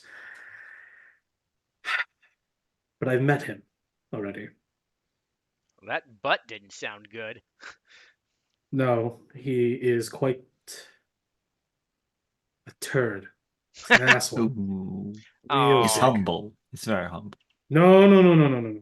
This man comes from and a very Oh, comfortable upbringing. Oh A no. comfortable upbringing that has catered to his needs and to his potential, which I will admit, one, it's hard not to appreciate the good, handsome-looking man that he is. He is an Adonis. It is. Oh God. I know. Oh God. His 10-pack is real. He works. He literally. It's just. so don't let Oh, have anywhere near this guy. I mean, don't let him near me either. Sometimes. Not gonna Oh, lie. Well, Jeffrey's just like. When in Macerna. Um, but he's going to be a nuisance to deal with, unfortunately. He comes with so much benefits, though. And it's fortunate that I will have to bear the burden of speaking with him on daily terms. I will do Oh. you the honor of never barely speaking to this individual, only if necessary. I'm gonna be Trust honest. me, I probably shouldn't go near God. this guy either. You definitely will not go near this person. What? You will Wait, not go near I this didn't person. expect you to agree with me. You know what? Never. Never mind. I'm going to have to go to sounds like Lena a about person this. you wouldn't get very well along with, Ox. I get along with everybody swimmingly. It It's just not that takes he. a while. Look, Fun it's not line. that he is condescending. He has that attitude. It's his personality. He truly believes that he is a great person, and he has the power to back that up. It's just his personality is lacking, horribly lacking. So you're saying that he went to private schools instead of getting the social skills of a Mm, public setting. He was taught by the best private school teacher who was poached by the family, yes. So, Oh God. He's homeschooled. oh no. So that's why his attitude sucks. No one ever punched him in the mouth. But I tell you And you this, cannot be the first one to do so. I'm not Ox. gonna. he is a human man with the ability to true resurrect naturally. Okay, that is demigod like lineage. That is a blessing, Palor. there is a smirk of condescension in my face as I just think to myself, we just killed a demigod. That doesn't even faze me. The fact of the matter is that Yeah, it's fake. he flaunted his powers, and he literally flaunted it. The church bent over for him and his family because one, it's the only reason why the church even gives a crap about this branch of the church, like the main church, because of him. He true resurrected 100 souls when I arrived to meet with him, just to show how powerful he was and how divine he is connected. I don't know much about the Pelorian faith, but the fact that you can control life that easily and bring it back so seamlessly is both daunting and horrifying. But nevertheless, he's an ally of ours, and I just hope that you all keep your composure as much as I can when you meet him. But good news on that front. Healing potions will be steadily coming to you and the allies. Yes. Oh, that's Good. perfect. At least. Hey, Jeffrey, Yes. this is excellent news, but I've got a question for you, and it's going to sound stupid in comparison to everything you've just said to us. Mhm. Do you know anybody in the city that happens to have a never-ending iced ale mug? I do not at the top of my head. I could reach out to some friends if Well, they I know. kind of need to It'd do be it so today. That's quickly. why I'm asking. Mm. Give me seconds. He goes to his desk, and you see that he pulls a lever, and his desk drops and is replaced by a pedestal with 25 different sending stones. All have been Jesus. marked differently. He's like, "Yes, I've had to make friends, obviously. So, Well done. which one do I need? We need to get Jeffrey a label maker. Ooh, that's what I have assistants for, but assistants can only work for so long. Mm, You should probably go easier on him with that attitude. Yes, Lord Pakanos has told me such. I'm gonna go see him. Oh, I wonder how Barkita's doing. Here we go. He goes and pulls one out.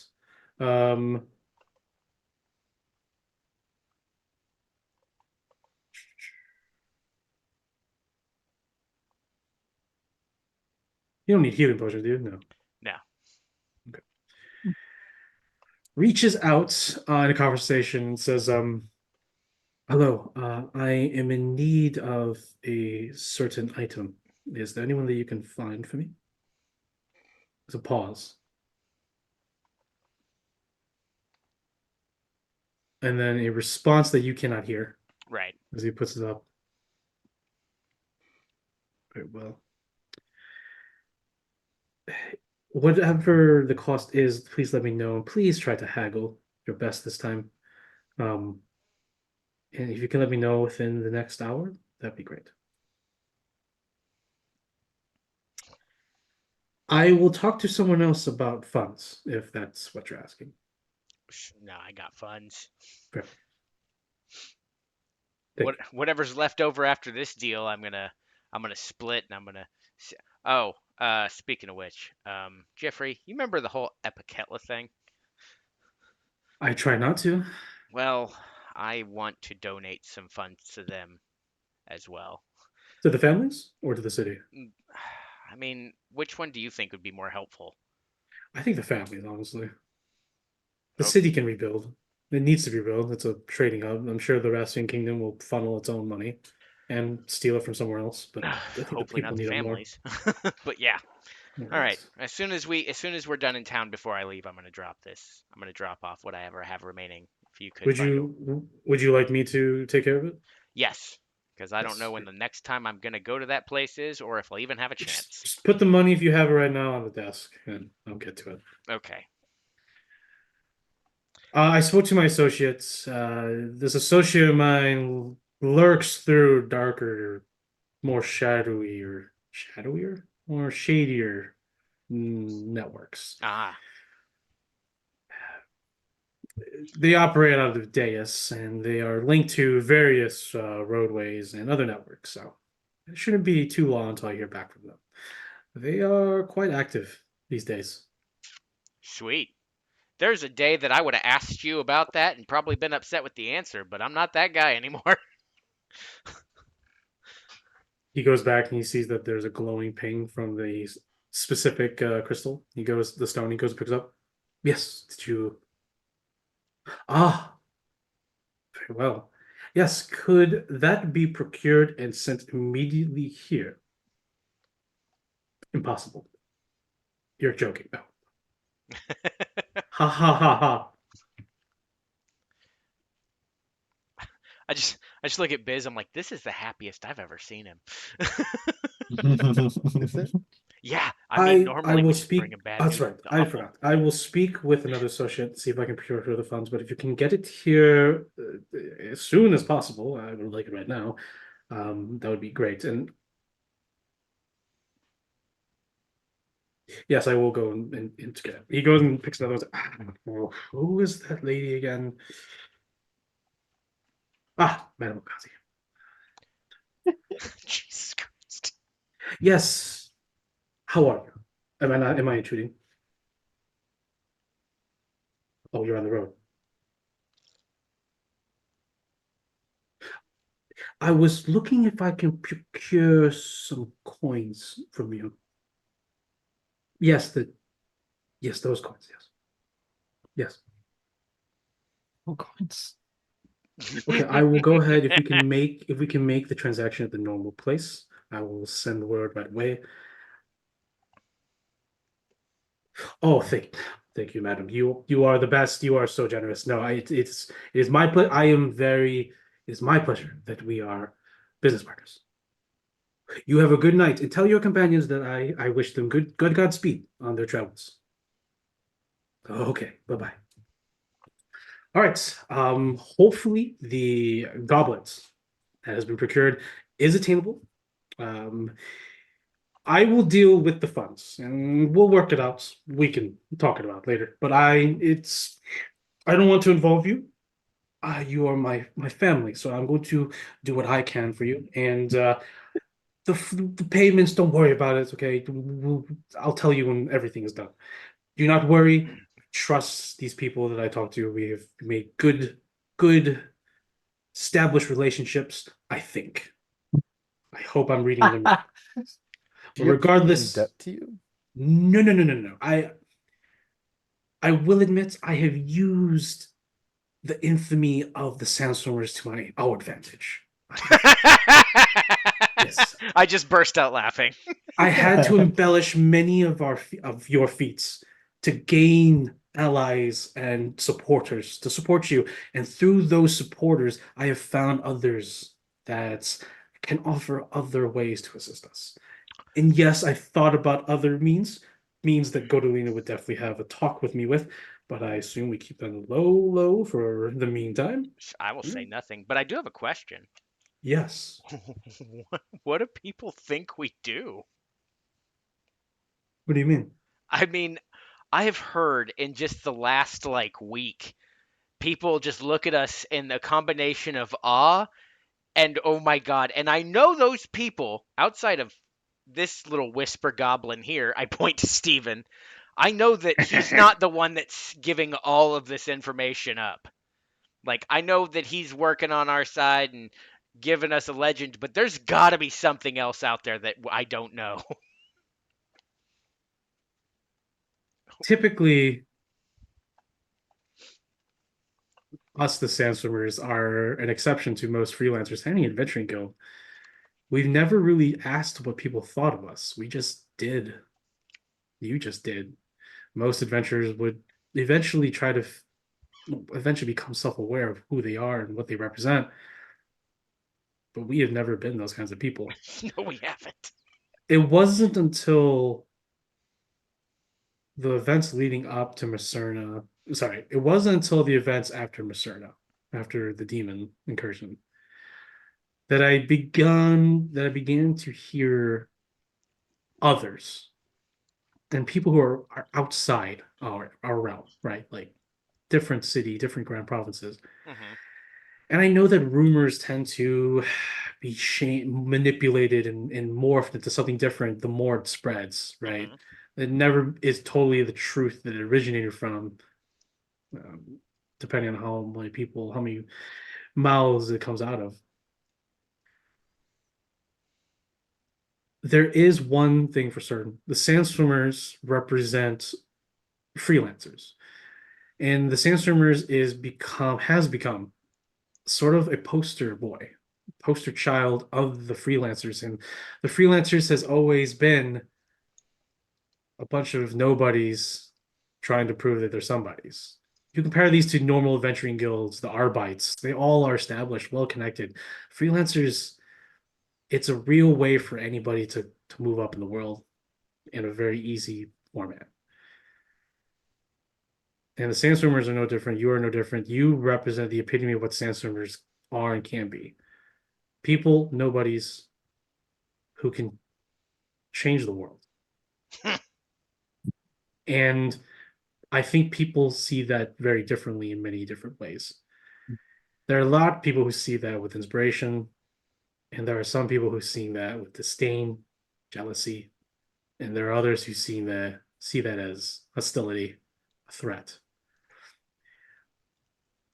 It's only going to begin once the Tornatals is dealt with. Once we dealt with all this demon bullshit and curses and stuff, well, you'll finally get to see what you have become and what the world will see you going forward.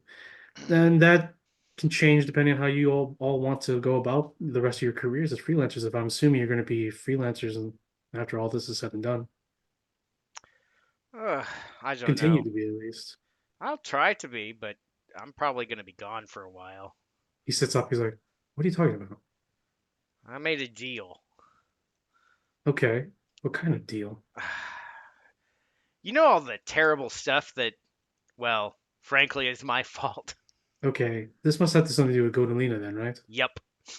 Okay, so what was the deal? What do you have to do? I basically have to atone Damn it. for Coriel.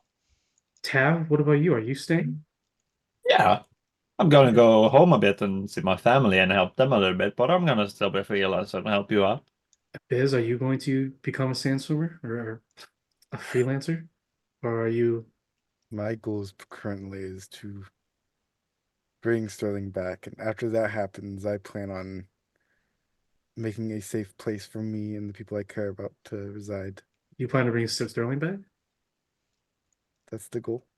And maybe when he comes back, he'll want to still be a freelancer here, Okay, yeah, okay.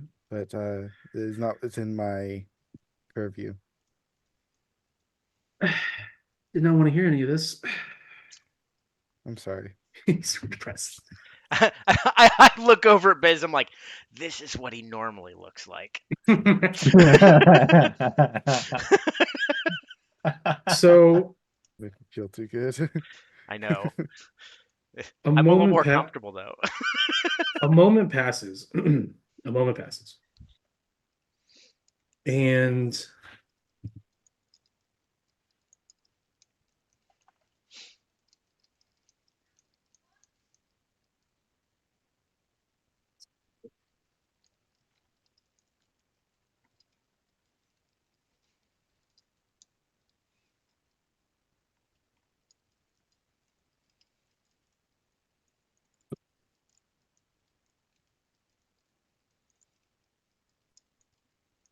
knocking on the door to the office, or sorry, you hear a knock on the door. Very polite and well prepared.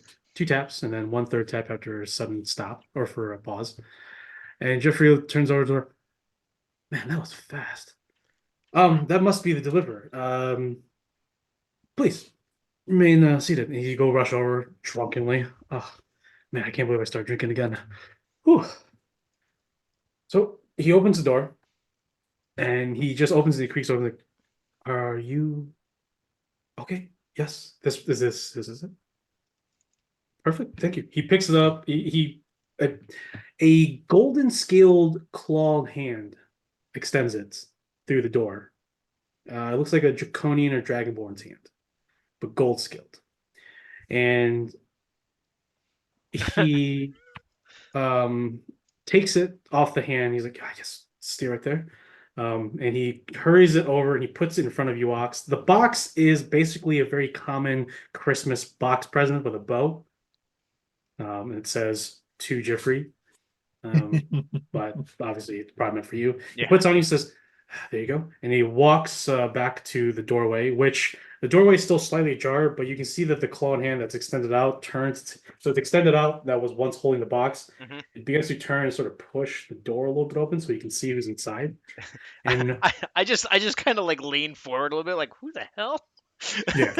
So, and you guys can see him. You guys are like in the center of this like meeting room, and the doors on the far side over here. Mhm. You guys are probably sitting and actually facing him or facing the door. So the person who would probably be the only one to see would be people who are standing on this side. So maybe you, Ox, and maybe one of you, Biz or Tab, but not all three of you. Mhm. So 2 of you, including Ox, will see the door ajar begin to widen a little bit, and it reveals the golden scaled person as a golden scaled draconian, an Auroch draconian, a young one, a very young lad looking one. Actually, no, a young adult, a young, probably like middle age, like in his like. Try to remember Draconian's age. It would be what can be considered like mid-20s for us humans. Mhm. So like a young adult. I'll go and show a picture. Ox knows nothing about draconians, so he's like, okay. There's a gold dragon. What the? I didn't realize they could turn into people. They can turn into people. What the heck? What the heck? Oh no, he's hot. What? Too many of them in the city, I swear. And Jeffrey goes to the desk that's now back to his original desk. He pulls a couple drawers. He's like, ah. He looks at it. He pulls out what looks like to be a black little tray, what looks like a stamping tray. He pulls it out and he says, come on, come on, come on, come on. Why does it take forever? Okay. He walks it over to the Dragonborn, who is intently looking at all three of you. and then looks back with golden fiery eyes back at Jeffrey. Ah, oh, I see. Master Grimm, this is the Sandstormers, the heroes, Tav, Biz, and Ox. The Draconian, Gold Draconian, known as Grimm, bows his head and says, doesn't say a word, just bows his head and then looks at the little tray and he just nods his head and looks at Jeffrey, nods his head again, bows to all of you, and takes his leave. And Jeffrey's like, "Ooh, That was intense. ooh." Yes, you don't see a golden draconian walking around all nilly dilly. Most of the time, if you see a gold draconian, Tiamat's coming. So, but Who? oh, that makes sense. You probably don't know. But for Biz and for Tav, they know. They know full well of Tiamat's kingdom and the continent of Dias. He looks at you. He's like, "Oh, that's right. Tiamat's the dragon queen of all dragons. Yes, evil dragon. I think. Yes." Oh, cool. And gold draconians, which are different than dragonborns, typically serve as primary spellcasters to her council. So it's very odd for those who know, very odd to see a young-looking gold draconian. But Grimground's pretty good. He's a very nice lad, very chapped, very astute. So I trust him. He's very knowledgeable. He's very kind and very helpful. Him and Madame Kokazi, of course. Oh, cool. So the gift for you, Ox. Thank you. I I pick up the box and I open it. I'm like, Before you is this like a 1.5 foot tall golden, well, brass goblet with skulls and ruby, diamond, and sapphire inlays. It is a goblet for like a troll king or a giant king. oh, this is And awesome. in the interior, carved and what looks like to be a bright fluorescent yellow diamond mixture is in Dwarven, Mithril Dwarven, the rune that makes instant alcohol of any known to man. At least that's what the notes Jeffrey's reading. Any alcohol you utter its words and its country of origin, and it will create 500 milliliters of it. Holy crap. That thing just spawns 500 milliliters of alcohol? Sorry. 500 liters of alcohol in this massive goblet. The bowl is huge. Like the goblet bowl is huge. 500 liters. Nice. Is it 500 liters? I can't read this, dude. This is like it's from a supplement. Oh, it's 50 liters. 50 liters of alcohol. Oh, That's still a shit. lot of alcohol. So it's Oh, it's kind of like God. kind of like A holding lot the of Stanley Cup, isn't it? Lord Stanley. Yeah. I was like, Yes. sweet. I put it in my bag of holding. I'm like, the boys are gonna love this. Yeah. You also see that in the box, like it looks like it was like taken from somewhere or whatever, like maybe from like a treasure hoard. You see that there's like a torn fabric with like a marking on it that's in the box. Oh, what the hell's this? I pick it The up. the marking is painted in white. It's painted in white, and there's what looks like to be the silhouette of a dragon's head. Behind it is crossed with a fork and a spoon. And then there is a twin-headed dragon, blue, a little faint in the back behind all that image, with 3 spear tails. And for Tev and Biz, you both can make history checks because you're both from the continent of Deus. Ooh, 18. 18. Okay. 14. Both of you recognize this, and it's because of what you've heard back when you used to live on DS. And for you, Tav, you've known about it probably. You remember when you were a child, but you remember from the orphanage because there are a lot of people that came from the continent of DS that know about it, and it's pretty common knowledge nowadays. It is the symbol of the Dragonborn Rebellion. Oh, okay. Why is it there? Jeffrey's like, what? What's there? What's up with this knife and spoon thing? I just show it to Jeffrey. His eyes widen. He's like, yes. So we're all friends here, right? Yeah, Of course. absolutely. So- There's nothing we haven't told you, unfortunately. Dumb much. So that Master Grimm, he's a member of the rebellion. Oh, Okay. That's who procured the item. Because from what I heard, from what Ram has told me, that they're hunting down dragon hunters and the dragon cult in their loot for some odd reason. I don't know. That's what they got it from. that's awesome. Yeah, they just stole from Tiamat. I don't know. I don't know who that is, but that's awesome. Is it a good idea to keep that around? Hell Huh? yeah. Is it a good idea to keep this around, or is it? Look, I think we're safe because we're on Broseus. I think being a continent away should be okay. We Yeah. will note this when Tiamat It comes should be good, ringing. right? Does that make sense, Biz? Or am I also? Am I No, not it totally thinking this? makes sense. We got this. Just I look. Ox wanted one. I said I could find one, and associates reached out. Jeffrey, It you're will be awesome. And I'm like, fine. I'm gonna No keep problem, a little Ox. bit, just enough to get all the stuff that the rest of the stuff they asked for. So I'm gonna give all but 1,000 of my gold to Jeffrey to distribute To Apekala? to Apaketla, yeah. So Okay. that is 32,000 gold. 32,000 gold.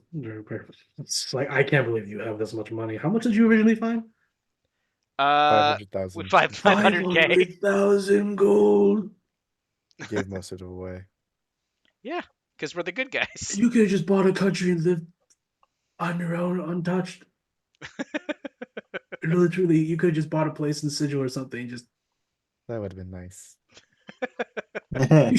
he looks. He's like, "How much money do you have left? Because if you have like 20k, you still can. Well, I have 33,000. That's enough I- money to hide from the rest of the world, man. yeah, I have 20k. I keep 10k You of it could- to you. You can disappear with that kind of money, but don't disappear. He looks at you, tells, "Wait, why do you need it? Why do you need to disappear? Do you need to disappear?" No, Oh. I just business have the is- money. that's- right. It's Oh, Biz I- that won. Right. Hey, You can Jeffrey. disappear for sure. Yes. Jeffrey, do you have a piece of paper I can use real quick? And there's parchment over there. in the Yeah, corner. okay, perfect. I walk over there and I start trying to like draw the thing that we have on our flag. I'm like, Okay. here's What is this? this is our official symbol. What am I looking at? Is it- Oh, is that Yep. Steve? No, that's a goblin swimming in the sand. A sand swimmer. You're actually going to use the mythical monster? Yep. Okay. I can send this. I can send this down to the market and have one of the artisans embroider something for you. Perfect. It'll probably take a little bit though, like maybe a couple days. No, so- that's fine. This is just so that if anybody asks, that's all you If get. you can teleport in a couple days, I'm sure it'll be done. I'll see to Yeah, it tomorrow morning. I can retrieve it. Sweet. Okay. How big? You want it like big flag? Yeah, it's just got to fit on a ship. Okay, I might as well get this marked down too, so that I can start making merch. Merch. Yeah. Merch. Yeah. Oh boy. So, Is that God, some hey, t-shirts? he's like, he looks at you. He's like, hey, when this is all done, I do need you for a little bit of publicity, PR, before you all head out. Before you two head out. I look at Jeffrey and I'm like, when do we get S class? He's like, I'm so sorry. He goes over to his desk and he pulls out. You don't remember this, but the S class had medallions Mhm. around their necks. Oh yeah. And he pulls out 3 medallions, but they're empty because you can open these medallions. And the medallions they're basically this round gold pendant. Looks like a stopwatch or like a watch. Mhm. You can click it, it opens up, and inside you are going to put like a message to yourself, but also inside carries what's called a golden sand tooth. It is a cultural thing in this region of the world Mhm. where people bury their teeth, and sometimes by miracle or whatever, it turns gold after a certain amount of years. They consider that a lucky thing. It's some sort of old archaic nomad thing that they still hold on to. But the sandstormers, the freelancers were founded on that stuff. Hmm. So it's just some sort of culture thing. But what you don't all know is that every freelancer is given one, but they aren't told until they get to S rank. Hmm. Because by that time, the tooth should turn to gold, and it represents your true bond to the earth and the sand here that Hmm. you're freelancers. And he gives it to you all and says, "I've had these since for a year now, and typically it takes years, but." He just gives a smirk. He says, maybe you're just destined to be freelancers. But he looks at you, Biz. He's like, obviously, I don't have you, Biz. I don't have one for Sterling because he didn't have teeth. But for some odd reason, this old hag tooth that I found turned gold. So he gives you. They're not your teeth, obviously. They're just some random person's teeth. Um, but you open it up and it's gold. And it's like, cool. And inside is encrusted S rank freelancer. That's it. Nice. So Yeah. take those medallions. They automatically notify you in Energy Guild Hall that you're an S class. And he looks at you and says, and pours you drinks like you are officially the only S class of Macerna. Yeah. Woo! Why don't you hold on to mine and you can hand it to Sterling when he's back. I don't think I Okay. deserve it. I respect that. Oh. I lean over to Tab. Man, I thought he was one of us. It is.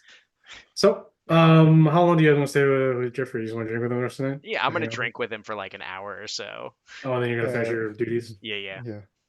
Okay. But I'll stay with him drinking with them until everyone else is done doing their thing. Okay. yeah, I'm gonna. Yeah. I wanna check in. I'm gonna go. I want to check in with Lord Pekanos and see how Lady Barkita is doing. Sure. Are you going by yourself? Oh Or yeah, Steven? I'm not gonna bring them with me.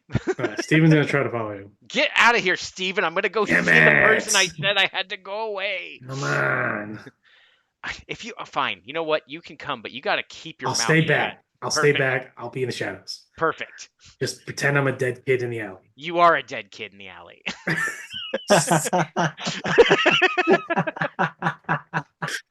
So it is getting close to 8 o'clock at night, and sunrise is now passing, or sunset is now passing. You enter the noble merchant quarters, and immediately some of the guards recognize you, and some are like, "Oh, Ox." Yeah, I know it's new. Ear on my head. As you make your way to the front gate, you can see that everything's sort of been rebuilt by now, within the hold or the estate. The guards at the front just says, "Good evening, Ox." Good evening. I was hoping I could speak to the Lord of the Manor, and possibly Lady Barkita if she's not indisposed. And obviously, it'd be good to see. I cannot remember off the top of my player head what the Dragonborn's name was. Sure, I'll just say like, "Yeah, the Dragon Ball guy." You'll be like, "Okay, Bram." Bram, yeah, that's right. The guard tells you, the half-orc guard tells you, like, Lady Barkita and Sir Master Bran have been away for the past couple months. Oh man. They're in the Raspian, where Lady Barkita is finishing is continuing her studies. Well, couldn't hurt to say hello to Lord I Pekanos. I will send word to Lord Bacanos if he wishes to meet you without a meeting. He sends a squire over, and probably about 10 minutes later, Lord Bacanos comes out in a casual wear. He does have two goblets with him of wine. He says, "Ox, it's been a while." Yes, sir. How He you meets you at been? the gate. He doesn't take you inside. He talks to you at the gate. Yeah. Gives you the goblets. I have been well. How have you been, Ox? I see that you have. Yeah. It's a curse, I think. I don't know. It just fell out. It was weird. I It's was the stress. yeah, it's very stressful out there.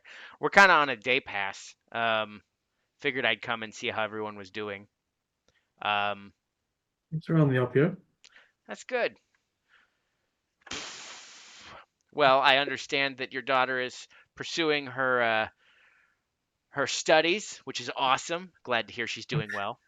Yes, Barkita has, as much as she wants to continue to run the family business, she's actually decided to not and pursue a different course, different path. Oh dear, that's weird. It's nothing too drastic. She actually has taken interest in politics. I don't understand the first thing about those. Every time I open my mouth, I tend to say words. I've always wanted my daughter to have a better life. I've always wanted her to pursue something beyond her. Being a merchant lord is good. It's a good career. It's a good life. But why not pursue something more, right? And not saying that you and her being merchant spouses would have been bad for her, but I'm happy that she's thinking something beyond merchant life. Hey, that's good for her. I hope she succeeds in the political sphere. Well, from what I've heard, she is. She has garnered the ire of many of the courts within the royal court, including, I heard, a Rasfian princeling, I believe, has taken an interest in her, which I am both terrified yet proud, because that would be very good for her. There's not very many outside the Rasfians, of the Rasfians that date outside their race, so it would be a boon for my family. And for you too. Barkina still speaks highly of you and wishes to see you again. there's like a weird confliction inside of Ox right now that can't really. Steven's the back's like, yeah, she moved on. Ox is like, man, this is exactly what she should have done, and now my feelings.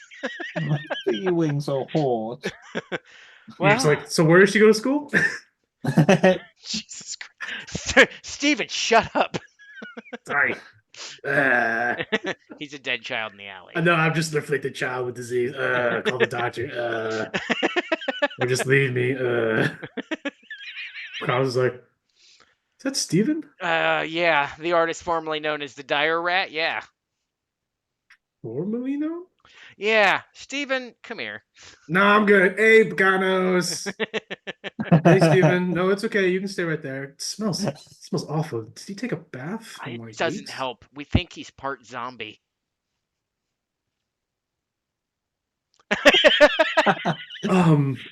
I assume the campaign of the Tornado Tunnels is not going as well. Oh no, it's actually going pretty good. There's some news. I mean, there's So the stories are true.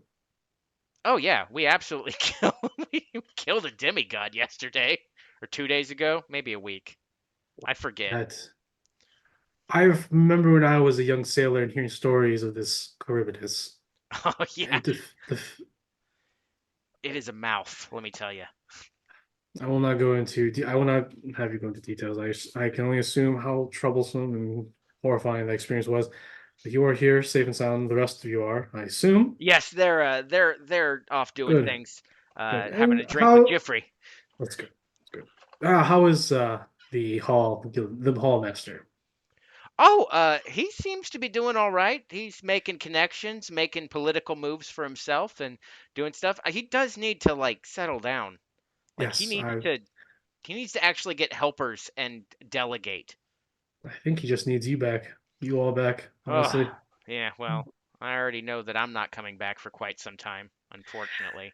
Gordolina did mention a little bit of the deal, but didn't go into details. Yeah.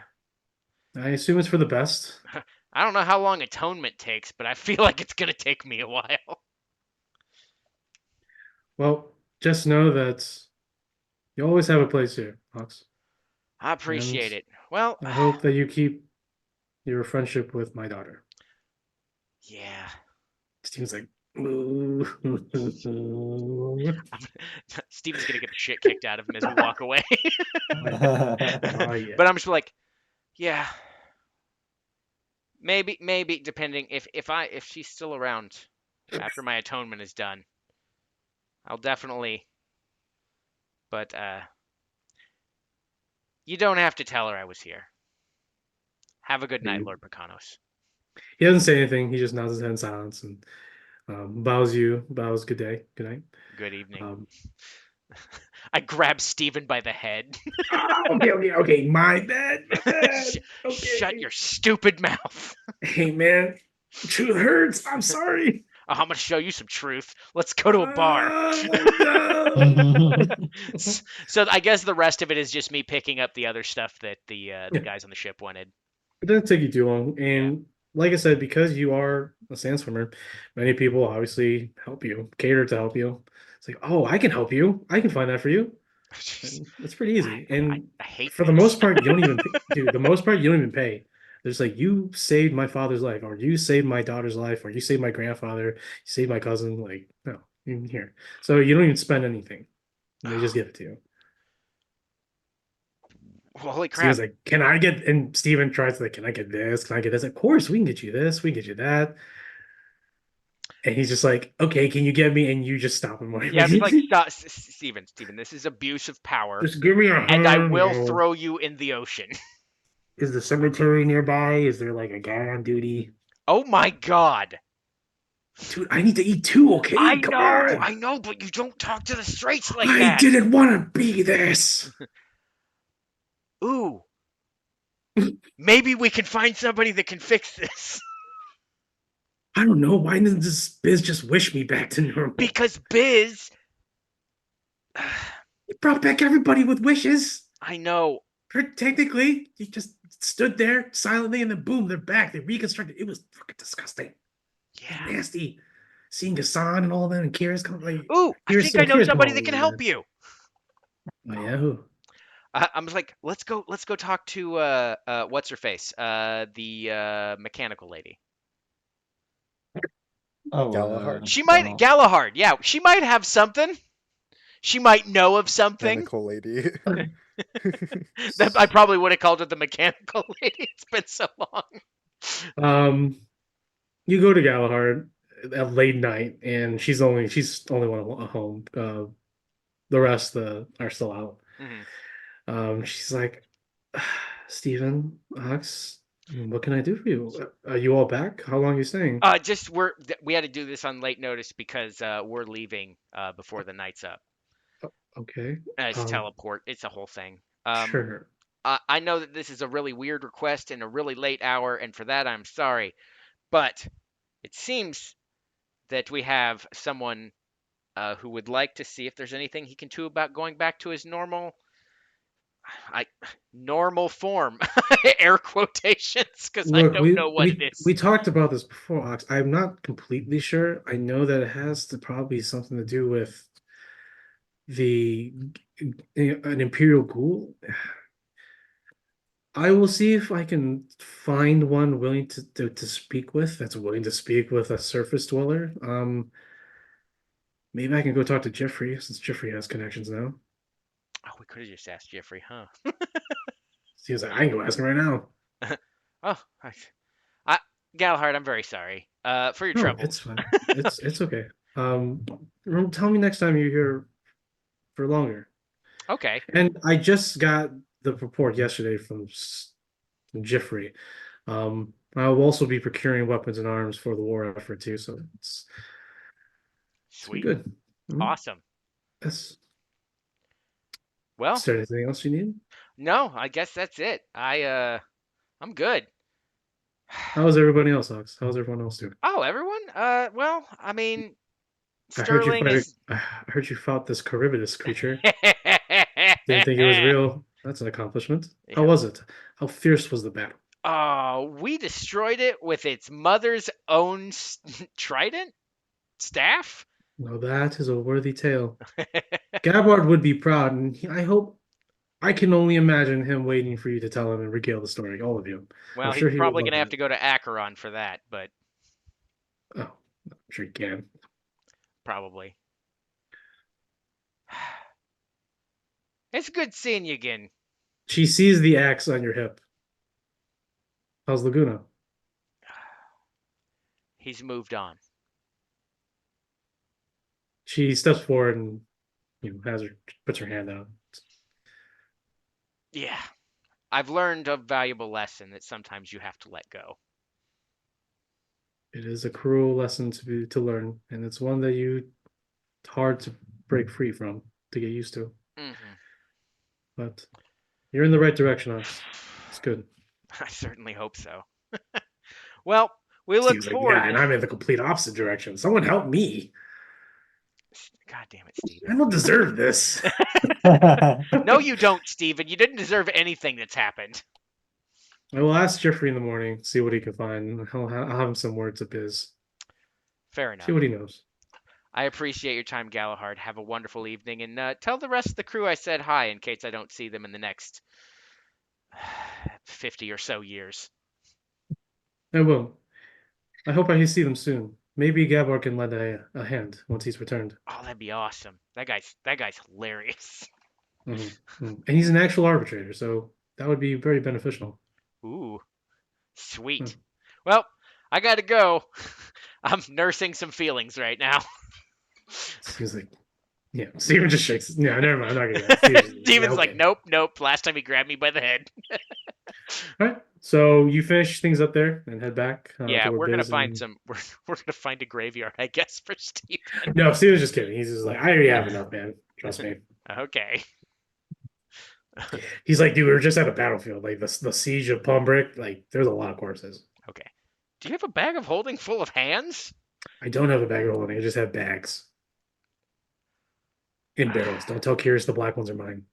Okay. Do you need a place to store those so you're not freaking other people out? Yeah, because Curious is like, what are these barrels that smell bad? So I'm Okay, like, okay. I don't know. Probably meat. Yeah. Feel free to use my bag. Nice. So my bag of holding is gonna have stuff and hands. Yes. When you go back to the 2 Walker, there are 4 barrels that you need to put in your bag. Wait, do you have a 10-foot bag hole? 10-foot I hold, think or is it just normal? I just a bag of holding. Who has the bigger one? It's I have the just bigger one. That's the only one that can fit it in. Oh no, I'm just gonna Uh, pour the barrels into it. Okay. I sure. seem to have loose Yeah. body parts. Yeah. Alright, Okay. That makes Yeah. sense. Okay. that's fine. You return back to Jeffrey, who is passed out at this point. Biz, you obviously don't get drunk, so you're just like, go to sleep. Aw, Jeffrey, a lightweight? Jeffrey's been drinking all day. Oh, we're Thinking so know. much. He's back down. He's back on his binger, man. I'm concerned about him. I look at Biz. I'm like, nah, he's fine. Doesn't seem fine to me. I mean, to be fair, he needs to hire assistants and understand what delegation is. But other than that, he's doing a lot better than he was. Especially when his house was attacked.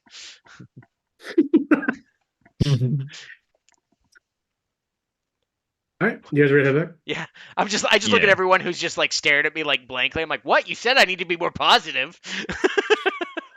So you all sink into that black void once again, and you reappear early in the twilight on deck of the 2 Walker. To the surprise of Narzan and Kumal, who are on night shift this time. Yeah. That is creepy.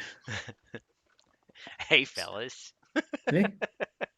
So if you guys take your long rest, on the following morning, you make your way closer to the Isle, and that's where you spot the coastline. It is a dark overcast today as you near the coastal village. You can see some people standing on the beach, sort of waving you down. You can see that the Navy flag is sort of in the middle of the village to signify that they're allies. So this must be the village. Godolina is going to go out first to talk to them.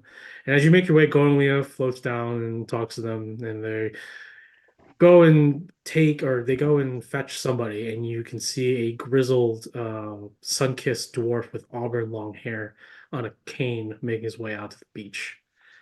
Eventually, you all make your way to the beach, I assume, that following morning. And the elder man is the chief of the village.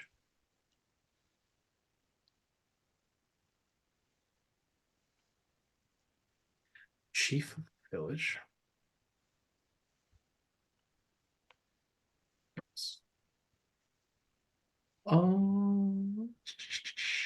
His name, he introduces his name himself as Hulkus. He's like, yes, this angelic figure says that you are part of the Navy.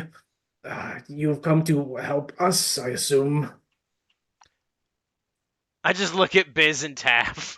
Gordon's like, no, old man, we're here to drop off people and as well as wait for the Commodore. And the old cheat and Hulk is like, oh, I see. You're not here to help with my matter then. What do you need help with? Yeah, I was gonna ask the same. I have talked to one of the officers from your Commodore. She said that they are planning an attack on the Freeborns here on the island and are going to attack the Blue Crack.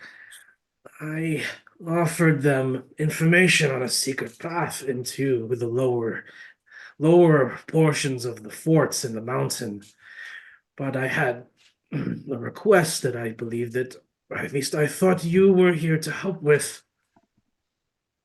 Hey, look, we're here before they are. I'm happy to help. So Godung is like, so you had knowledge on an alternative path into the Blue Crack? Is that true? He's like, I do. I can reveal you if you can help me with my personal quest. Godung is gonna look to the rest of you. It's your decision. What is your personal quest? We can ask that. I don't. As I see, there are people that you are freeing, including some fishermen from my village. Thank you for rescuing John and Misquith. They've been missing for a couple of days now. Two half-elf looking men are just like, thank you very much. And they return to their families. And Hulkus looks at you and says, my daughter was kidnapped yesterday. Or no, recently. Oh God. So after the heartbreak, the only thing that happens is Ox's eye goes, hmm? Oh God. He's like, the dwarf's like, the older dwarf's like, my daughter, Trubuli, a gifted and blessed child of both Obod High and Palor. She is blessed with healing and turning water into serum, into antidotes. My cherished, my most beloved, she was taken by a cruel freeborn pirate by the name of uh, Rip Gasman, a brutish bugbear woman who is a freeborn and commands a small raider full of bandits and traitors. They're holed up somewhere here on the islands, and they are the ones that have been helping coordinate the kidnappings on the nearby islands. Oh yeah, absolutely. I'm happy to help. You guys want to go save the day? Yeah. I'm gonna There take was that as an enthusiastic yes. Bit? one of the other elderly people sort of chimes in. He says, "Yes, it's not just the daughter. There were some others that were with your daughter too. Uh, they look like tieflings and noblemen of sorts. Yeah, They let's were- go. Let's go. Let's go. I look right at Tab and I'm like, I am disappointed in you. And that's What? me saying that. He's like, why? No. You So can the old- explain yourself. The old dwarf Holkus is like, will you help me, and I will disclose information to help you on your efforts to take Blue Crack. Yeah, Absolutely. we will have Thank you. Thank you. I wish you Godspeeds in all the realms.